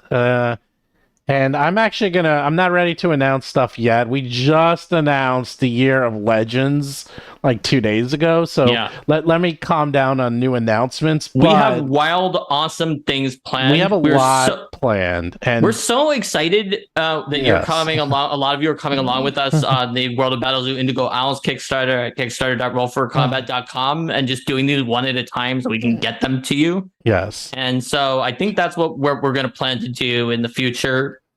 And we have many, many ideas. In fact, we've mentioned before that Steven had like 3 giant, like big brain ideas that take tons of design and thought. And we've only seen 2 of them so far. So there's one that's hanging out there. I've been rethinking that third one, actually, by the way. I have some ideas. I've been rethinking that. I have some ideas because I want to make. We'll see. That one's. Yeah, we'll see. That one's not going to be for a bit because we have other things coming on. We have a lot of other things coming. What's the Year of Legends? So much. So it's been announced. It comes after the year. 2023 is the Year of Monsters. 2024 is The Year of Legends. That's right. So we announced 9 of the 12 ancestries for Year of Legends, which include the Evil Eye, which is a giant eye that might have like wings or fins if it lives underwater, or even like little leg stalks that it walks on and can shoot out beams or do debuffs on you with its eye. And the Cerebrophage, which is based on the Pathfinder monster Incutilis, a nautilus that attaches to your head and just like Everyone is. You guys have been on this chat. You've been on this chat for so long that I'm gonna spoil something for you. Oh my goodness! No one has seen this thing. This is probably the teaser you were gonna give to people, right? This is part of the teaser, but I'm. Whoa! You guys, no one has seen this. Not even the Kickstarter backers have seen it. No one has seen this. So just like exactly one person has seen it, and that's Mark. Even I have only seen a little bit. And so I'm gonna show you something. Let me just set this up. So Role-Playing Debbie is asking if Jess is Ginny E. You could be. The off-brand Ginny D. The off-brand Ginny D. You're the off-brand? Well, I don't know about off-brand, but maybe Ginny D is the off-brand Jess. Oh. It's possible. We'll have to compare timelines. So, by the way, Jess is officially on contract and has been working with Roll for Combat on several projects. And one of them is filling out the rest of the Leshy Dragons. So take that for what it's worth. I have not looked at the rest, but I presume they're awesome. The rest is coming. It's not. That's quite, why I haven't seen them. It's not up as due yet because of the fact that she's not the first person to go in that next set. Got it. And let's see. There was another question. Actually, let me do the preview. Yeah, Anthony Peterson asked, "How deep do you think the new rules changes will impact the world building done under the previous rules?" I'm going to answer that because I actually know a fair amount on that. Okay. So here's the preview. What is this that we see here, Mark? What is this that we see here? Well, I'm not being displayed it, so I need to wait until my stream catches the turn. It's the Thaumaturge? Thaumaturge, yes. So it's a Cerebrophage. Say this 10 times fast. Cerebrophage Thaumaturge. So Cerebrophage is either saying the Pathfinder monster Incutilis is a nautilus that like eats your brain and you turn into a zombie and it puppets your body. But sometimes, instead of that happening, you stay alive and symbiotically link with the nautilus and become a single creature that devours brains to survive because it's always been a little bit unstable in its formation. This is called a Cerebrophage. And while from the melding of nautilus and person, they obviously can have definitely mental abilities, but they also have some of the other interesting abilities that are based on the idea of the creature Incutilis from Pathfinder. And Cerebrophage means brain eater, and that's exactly what they do. So in the Year of Legends, so Year of Monsters, we basically did stick to monsters, and for except for like dungeon, that's kind of its own thing. But for the Year of Legends, we were going for bigger monsters. I mean, we can't continuously. I didn't want to call Year of Monsters every year, so we came up with another Year of Legends. So we're coming up with bigger, stronger, more. I wouldn't say difficult, but I don't think it was too hard to picture. I'm just looking. I think some of the ones in Year of Monsters, demons is a playable ancestry. Some of the ones in Year of Monsters are harder than all of the ones in Year of Legends. Oh yeah, Doppelganger, Ooze, Mimic. I mean, those are pretty tough. Intelligence weapons is probably about as hard as any 4 other ancestries combined. Yes. And it is in this one and not the next one, but there's some really cool and interesting ones coming up. Yeah, for this one, we're really going. And also we're getting much better. Like now we've created a ton of these, and we're getting better and better and better at making ancestries, and not just I mean, in terms of complexities, our ancestries are much, much more complex than the ones you would normally see. So, I would say they have far increased depth while not having that much more complexity on a lot of them the how much you have to understand to be able to play it. We try to make it so even if it's something like a doppelganger or a mimic, that it's relatively simple to learn, but deep to master with a lot of other options, tons of lore and things like that. Some of them though intelligent weapon, are actually also complicated. Yeah. But we do try to lower the complexity lift to give you depth and tons of options and just a longer ancestry. Yeah, and so like we are doing very tricky ancestries, like the year. Sorry, my dog is going insane. Hold on a second. Also, Juho is asking, where can I buy this Year of Legends? It's not It's not available yet. That's why you're the first people who've ever seen that picture of the thaumaturge, except for me and Steven, the artist who was hired to draw the sketch. Yeah, that was it. But I have another coming picture. soon. Coming right? soon. Yeah, we're gonna. Well, it starts the year. The way it works is that the Year of Legends, Year of Monsters, is all of 2023. We have one monster a month, and then for the Year of Legends, we're going to do the exact same thing, except through 2024. And actually, here I have the cover. Let me just do the transition.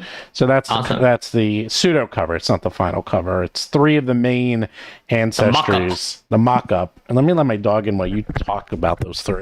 Sure. So that's got the cerebrophage. It's got the evil eye that we mentioned before, who is this big giant eye that can like use weird leg stalks to walk around, or wings, or possibly fins if it's a watery evil eye. They can put curses on you with their eye, or shoot out eye beams, or things like that. And then gargoyles. So in the outline for gargoyles, it says that we want the thematics of it to be inspired by good memories of the Gargoyles cartoon, but obviously you don't turn into stone during the day. Yeah, because that would not be very fun. But even these 3 ancestries are very complex, and in sense of not to play, but to design. But to write, yeah, to design they're very tough. Like really tough. So they're nowhere near intelligent weapons, but they are hard, difficult, especially the cerebrophage and the evil eye are probably the 2 hardest to design in the entire Year of Legends. Yeah. I would say. Would you say, Steven? God, yeah. Yeah. By probably a significant amount. Yeah, by a lot. And I will be designing both of those to make sure that we have it done exactly the way we want. But like Steven said, we've been blazing trails with these lengthy ancestries, and we've made a lot of examples of how it is. So I'm excited about the idea of having some of our friends of Roll for Combat, who are really awesome authors, to bring in some more variety for some of these. Not those 2. I will write those. They have some weird constraints on them, but for the other ones. So some of we can show you more about that later. Yeah, I mean, this is the most I've talked about it. Harpies. We're not doing. Harpies are not on the list. No, it's not on the list. But we did polls throughout the year. If you're on the Roll for Combat mailing list, I was very excited by them. We did 2 types of surveys. I love getting data of different kinds. We did ranking to see which ones people liked more than the others, and then we did rating to see which ones, how much people liked each ancestry. And the thing that made me very happy is that other than like Merfolk, which Paizo are already doing, so they took care of that anyway. Like pretty much almost all of the ones we asked in the rating question were like above water, which I guess it makes sense. Merfolk were underwater in terms of people liking them, by which I mean more people were excited, specifically excited to see every single one we asked about than were not excited to see about them. Yeah, and so that gives me. I was gonna say we even had like Awakened Animals, but then Paizo said they were doing that. They were doing that one, and we were gonna do Centaurs. And we had then Merfolk, they did that one. Paizo did that, but Merfolk were our lowest rated ones, or among the lowest. So Awakened Animals were the highest. They were the highest. They were the ready highest to rated. do it, but then we were didn't want to ready, compete with them. So the fact that everybody liked them all, to the degree that more people were extremely or very excited than being not so excited or not at all excited for all of them except Merfolk, maybe Archons. I think that's awesome. It means this idea has legs, and that we have a lot more that we can see. Yeah, Demons came out this month, and Minotaurs next month, and just Minotaurs are coming very soon. Yeah, it's next week, and nobody knows what September will be. By the way, because actually I have to go soon. If anyone's going to the Met game tonight, in the second inning, I'm going to be on the field shooting a T-shirt into the Mets apple, and if I get it in, I win something. There you go. So I'm very excited to be on the field. Let's see. Yeah, good luck. You know how many people I've seen? I go to a lot of mech games, and in 2 years, I've seen exactly 0 people get it in. So I told my kids, I'm like, guess what? I'm going to shoot the t-shirt of the apple. And they looked at me and says, you're not going to make it. I'm like, thanks. Like totally deadpan. I'm like, you're not getting it in. I'm like, I know. No one has ever done it. I've never seen it. I've been to 100 games. I've never seen it. Wait, there's a ton of questions now. So, people are asking everything. Steven, I don't think you ever actually answered the one that you said I'm going to get to that in one 1 second. Let me just go backwards. About the impact of world building. I'm going to go to that in a second.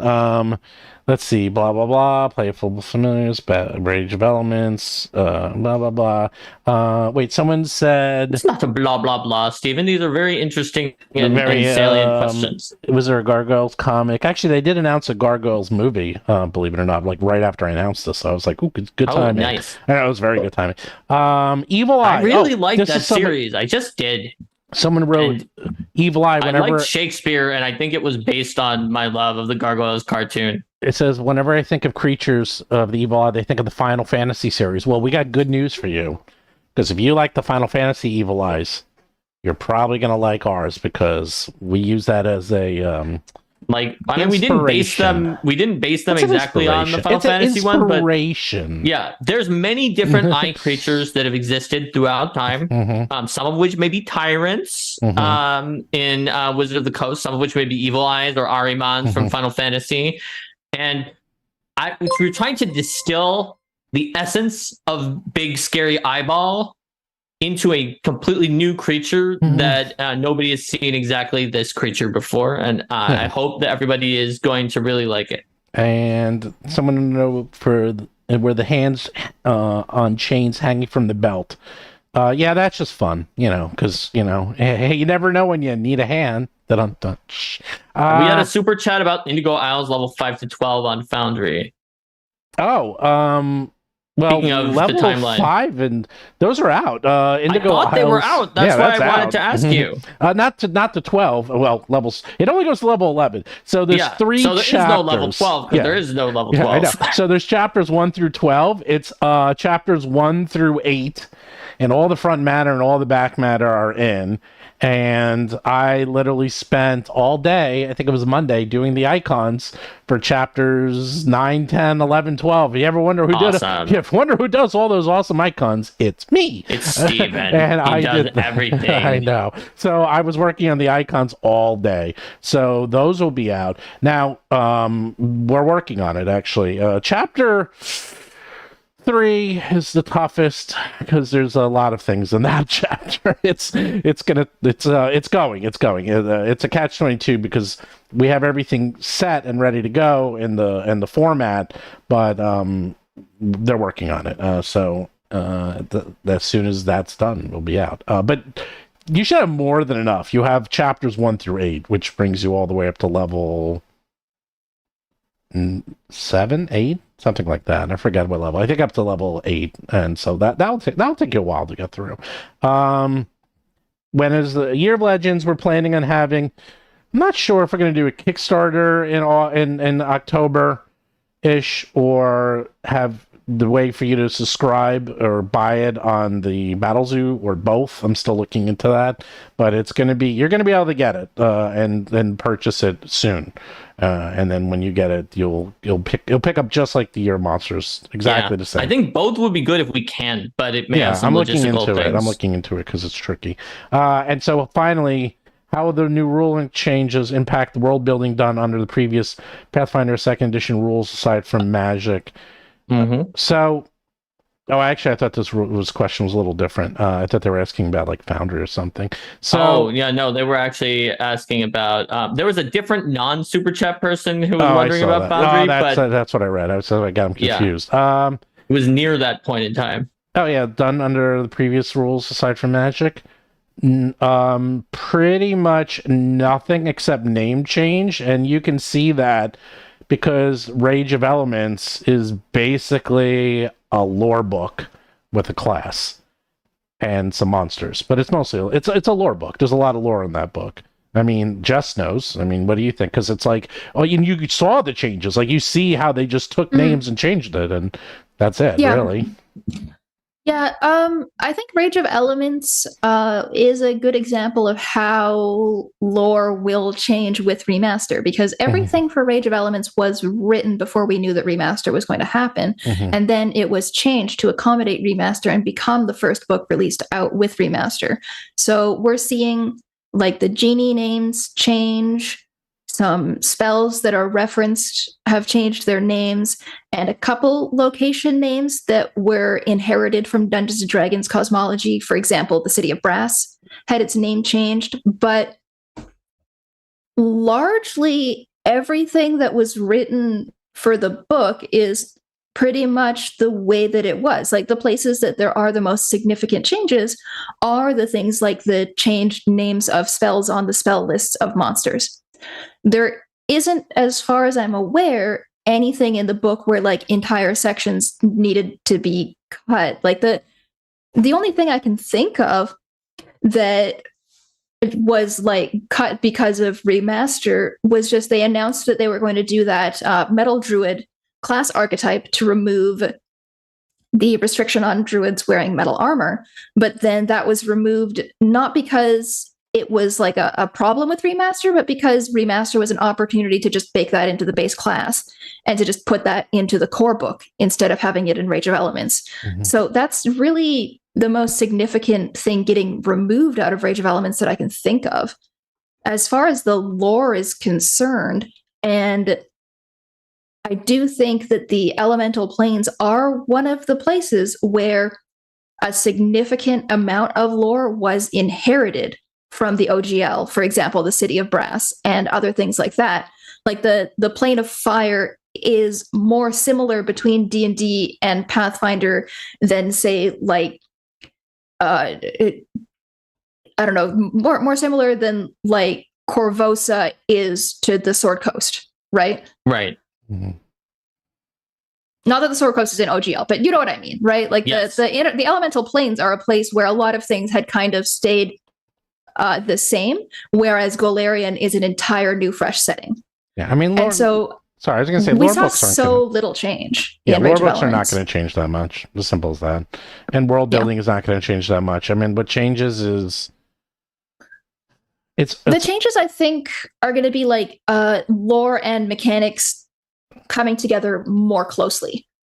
Yeah, and quite frankly, you know, a lot of it. I mean, you can look at the first page, the second page of the document. Like it's all, you know, they took out a lot of terms, and it was mostly terms, and that's to distance themselves from the OGL and to distance themselves from D&D. And this actually, and I'm literally been talking to Eric today, Eric Mona. This is really freeing them up in a lot of ways that you guys are going to be seeing in the future, because suddenly they realize I think they were like, why were we like trying to be like D&D? Like why are we like almost like, you know, it's like we are very almost separated from them, but they still had some connections to them. And they are like, you know what, just cut it in half. We're done. We're our own game. They're their own game. Let's just do our own thing. And it's, I think, very freeing. Like, I think it's going to be a little painful in the beginning. And I probably will still call it Attack of Opportunity forever. The same way I still say 5 foot step. And I just will forever. It's just, you know, that's kind of in my DNA. Yeah. But does that matter? No, it doesn't matter what I say in my home game, but it does matter what they say in their books. So yes. And that's what really the difference is. Like, no one's unless until the Pinkertons come after you for saying Attack of Opportunity. You literally stole my joke. I was going to say, unless you do say it in the Pinkertons come, you literally copied me. Yeah. You copied her. I copied her. I know, she got it out first. But it's. I looked into your soul and I knew it was coming. Well, I guess you did. Because the old joke was like, well, next they're never going to knock down your door and take your stuff, except now they will with Pinkertons. So that forever is spoiled. They ruined our fun jokes with. I know, it's so scary how the world is so dystopian that joke that everyone told is like the most extreme possible. Yeah. Oh, so here we go. Anyone to say if RFC Foundry modules will be updated with the new rules, and if so, when? So. That's actually the one I was going to talk about, and then I really have to go. So get your questions quick if you have questions for Mark or Jess, and not me. So Foundry is a software model, and the software model has dependencies, and the dependencies are the Pathfinder module, which is not run by myself, that is run by an independent organization. So we are dependent on the Foundry module for our module to run, if that makes sense. So whatever the Foundry module does is what we need to do. So if the Foundry module implements these changes, then we have to implement the changes too. So because for better or for worse, Foundry and all VTTs are based off a software model, and software models have what's called libraries, and you are dependent upon your libraries of code. The Pathfinder rule set is a library of code that we build on top of. So, for example, what I was just saying about attack of opportunity, when the Foundation module changes the term attack of opportunity to whatever I forgot what it's called already. What's it called? Opportune attack or something. Your modules will automatically change to have that in it because that's where that code is coming from. So with that being said, we are dependent on the Foundry module and the Foundry team. That's not Foundry, the Pathfinder module. I don't believe they're going to want to keep two versions, or what they will probably do is say, here's Pathfinder version 2.5, and this is the last time we are updating it. And this this is the last time you'll have the 2.0 code. And you can use that. But if you never want to update that module ever again, and then going forward, you want to start using the new Foundry module, and that's going to have the remaster in it, then that's what you're going to be using. And that's not just me, that's every single Foundry and Pathfinder module. They're all going to have it. So it's not just us. Wow, reactive strike, Steven, because you can use a reaction as a strike. Now, that's actually not bad. That's so you can react while you strike. That is a reactive strike. That is true. That is true. So it was a long explanation, but I wanted to explain why. It wasn't just like, oh yeah, we're just going to do it. It's like, no, there's actually reasons, and we're not the only ones. If you're using Foundry, this is going to happen to everyone. It's just, that's it. They announced the end of their 2.0. Yeah, because they can't keep two. It's too hard to keep two libraries. It's very, very, very hard, and they're gonna just freeze the code, and then they're gonna move on, and we are probably gonna have to move on with them. The good news is it shouldn't affect us too much because we're not doing new classes, sort of. We're doing our own ancestries classes. Will, in theory, want to add edicts and anathemas. Yeah. And I don't think having a section that explains what alignment they could be is going to harm them. No, you can because have them. if people want to play Legacy, they can have advice on what alignment they could be, and if they don't, they can just ignore that paragraph or use it for flavor text about the ancestry while ignoring alignment. Yeah, I mean, and those are really the two things, other than like terminology changes or like the names of spells and things like that. Yeah, I mean, the spells, we're going to probably have to go through and like relink spells, like Magic Missile will be like whatever, Force Missile or whatever they're calling it. And, we'll just have to like relink. But they're probably, what they're going to do, I guarantee, is we won't have to relink it. They'll use the same spell ID number and then just rename it, so all your modules will just magically have the new names.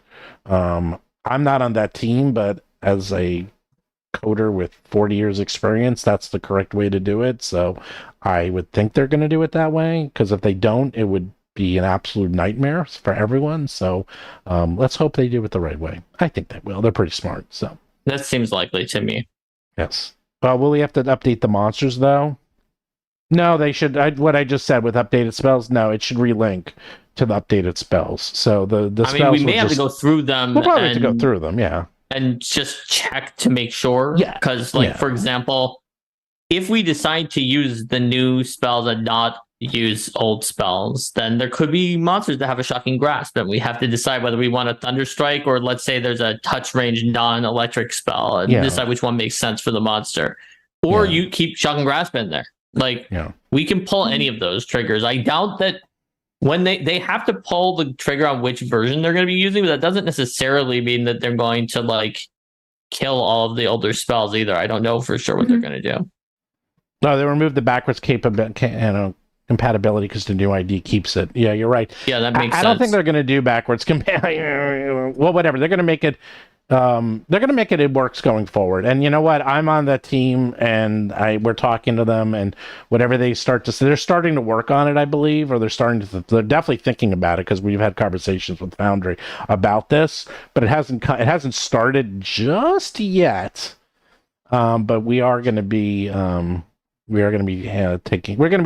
dealing with it. I'll leave it at that. By the way, someone said, you can have a good undead now. We have a good undead in Strange and Unusual. We have a good undead is in there. And it's pretty wacky. I like that guy. The what is it, the Remnant, I think it is. What is he? I forgot his name, but he's the one who's like was raised undead and now he's good and he does good things. So I think Light just wants me to pronounce that word, the sauce word. So I'm not gonna sorcerer. Hey man, how do you say that word, Jess? Sorcerer. Oh, damn it. Okay, to be fair, though, allegedly I do say a lot of things very oddly because of my Canadian accent or whatever. Yes, you know how they spell Canada, Jess? Canada. There you go. Wow, that's very clever. I've never heard that before. Thank you. You've never heard that one? I like that one. Never. I bet you a lot of people have. I've spent more than a year of my life in Canada. I loved it. It was a lot of fun. Yeah. The top contender for words that I allegedly say strangely is pasta. Oh my God. What was that? Let's say that again. Pasta. Oh, you pasta? Oh boy. Pasta, yes. All right. Did you go to 13th grade? No. Oh, you didn't grow up in Canada? Well, I grew up in Canada. Oh, don't they have 13 my grades? high school, I think it depends province to province. Like bagged milk depends province to province. It's regional. Did you ever see the Kroll show, Wheels Over Ontario? They did a joke, and like it's like one of those like teen angst dramas, and the entire thing takes place in Canada, and it's just 10 minutes of having a fun time. They weren't ripping on it, but every Canadian specific thing you can think of, they put in like 10 minutes. It was very funny. I love Canada. I've been to the Cavalry Stampede several times. Okay. I've been to Banff. I've been to the Ottawa Mall. I've been to that thing. That thing's the Ottawa Mall. Not Ottawa Mall. The Edmonton Mall. Sorry, West Edmonton. Yeah, West Edmonton Mall. I think I saw the dolphin show there. It's crazy, crazy. Steven, you're outdated since the 90s, apparently, with 13th grade, and people are wondering how we pronounce Mario. Oh, they haven't had 13th grade since the 90s. Oh, well, then blame the Kroll show, because they were making fun of that. I thought they did, or at least, well, let me put it this way: my friends who grew up in Canada, who graduated way before the 90s, did have the 13th grade. So yeah, well, that's not saying that other person is wrong. No. I'm just saying the people I know had 13 grades. What was the question? The question was, how do we pronounce Mario? Mario. Mario. That's how you pronounce it. What about bagel? Bagel? Oh, this is another one that I allegedly say weird. Yes. Bagel? So typically I say bagel. Oh, bagel? Like bagel? What? No, just bagel. Bagel. Bagel is Minnesota. Oh, okay. Well, it's bagel. With bagel and vag instead of vague. Well, no. So I can't. I do say Mario, but I do like to say it the way they say it. It's Mario, because that's how they say it in the game always. So they want to know if Mary, and Mary are all pronounced the same way. Yes. I think 13th grade was primarily in Ontario. Oh, okay. I think it was regional and primarily in Ontario. I think that's what's going on there. Got it. I love Canada. I have been to every province except the what's the one? The one that's like the Inuit one. I have not been there. Oh, Nunavut? Yeah, not been to Nunavut, but I've been to every other one. Well, you've been to more provinces than I have. There you go. I biked across Nova Scotia. Oh. I drove up the Alcan Highway to Alaska. Mm-hmm. I'm true Canadian. I love it. So Mary, and Mary, I guess I don't know. Did I say them the same? The one that's different sometimes is marry, arrow. If you have less of a southern Midland accent where you just say arrow, like the Final Fantasy spell for arrow, and then you'll say Mary for all of them. And some New York areas for the Merry will say Murray, like Murray Christmas. Well, there's Murray, because there's Murray Hill here, and it actually is Murray Hill, and so they might say Merry. Well, I say Merry Christmas, so it's Mary. I will add on the matter of bagels, though, that I do enjoy saying boggle. Bottle? So boggle is apparently part of the Canadian vowel shift. I am aware that it is bagel, but it amuses me to say boggle. Okay, fair enough. It boggles the mind. So say pasta again. Pasta? Oh no, now you said it right. You have to say I don't. You have to say it the wrong way. I'm not aware of saying it the wrong way. I think that I'm just saying it pasta. I don't know what's going on. When you say pasta. You said it before. It was the one you said the other time. Yeah, I don't. Like pasta presenta and futura. Pasta. Yeah. Pasta luega. Some people also have their own unique ones. Yeah. As far as I can tell, like Linda has one with like butcher instead of butcher. Oh, okay. Like butter.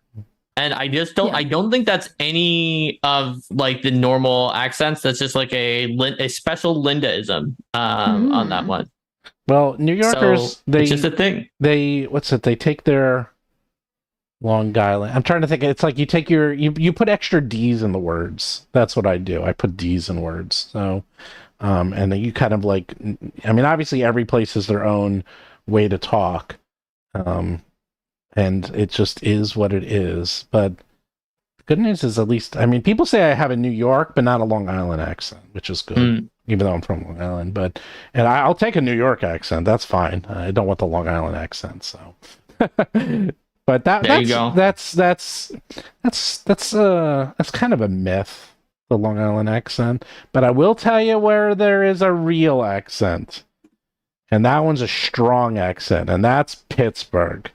Because anyone here from Pittsburgh, oh boy. Oh, answer this and then we're done, because I gotta go. Great role-playing, Debbie. How would you make a glass dragon feel unique? Oof. That's you, Mark. Interesting. So I feel like if I was going to make a glass dragon, they might have abilities based on the fact that the glass is somewhat transparent that allows you to... we have a crystal dragon. Do some visual fun. Yeah, there is a crystal dragon. And you might have like a fiery breath that's like molten glass where you like melt the sand into molten glass and it like glass blows out. I think I would also like to go in like a prism rainbow direction. Yeah. Crystal Dragon does that too, I think. Yeah. So the thing is, the crystal and the glass are kind of the same. So if you did a crystal, if you did a glass dragon, you would have to make it very specific. They do both have the earth aspect, and the glass is like sand and so it's like attached to the earth element, but I think you could make it different. It may also have weaknesses to certain damage types. Sonic. But in exchange, be able to like shatter and cause some retributive damage. It could, I like the shattering and retributive damage. It's also possible that when it shatters, it's not actually like dead. Yeah. Maybe it is comprised of a bunch of pieces of glass that don't necessarily need to be connected to each other, and it can kind of just like psychically float. And so even if you shatter it and you split it apart, it can still like float around and like when skeletons little glass pieces kind of discollapse into a bunch of bones to like negate some of the critical. I don't remember who was the glass X-Man. Was that what's her name? Emma Frost? What's that? Are you thinking of Emma Frost? Yeah, Emma Frost, exactly. I was trying to think of her abilities, because that's something I often will do, is like, if you're trying to think of how to handle it, is I will Glass often... golems have vulnerable to shatter, spell reflection because of the mirror, bladed glass limb with bleed, and dazzling brilliance. I often look to media to see how they handle it, and sometimes they have very good ideas, and you can just steal it and adjust it. Remember, kids... Okay, I'm going to leave everyone with this, and then I got to go.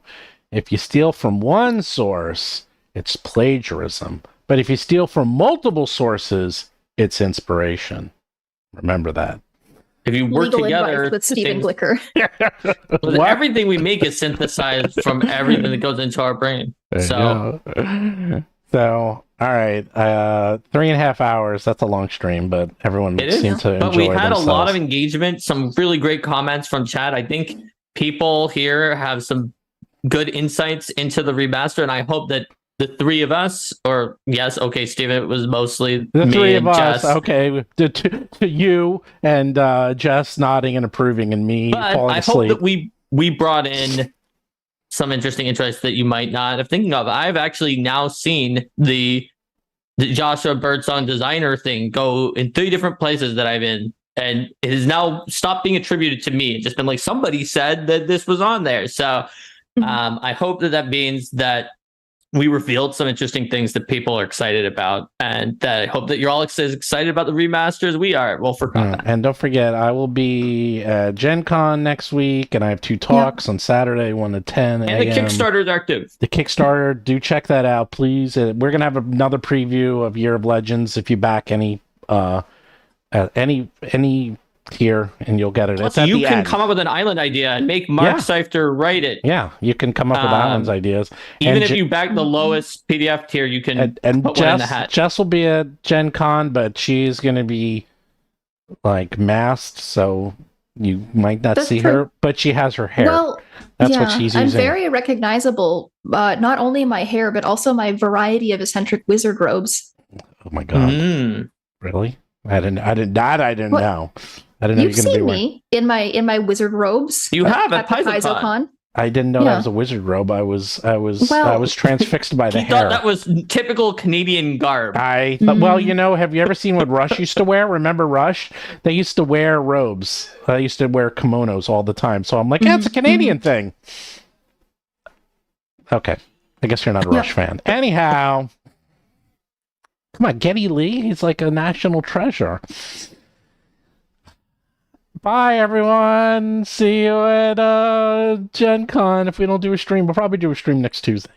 And then we'll go off. Bye. Hi, Barbarian here. Are you a game master looking for an amazing game world rich in lore and strange new creatures to run your D&D or Pathfinder 2 game in? Well, look no further than the world of Battlezoo, Indigo Isles. The world of Battlezoo, Indigo Isles contains everything you need to set sail for adventure.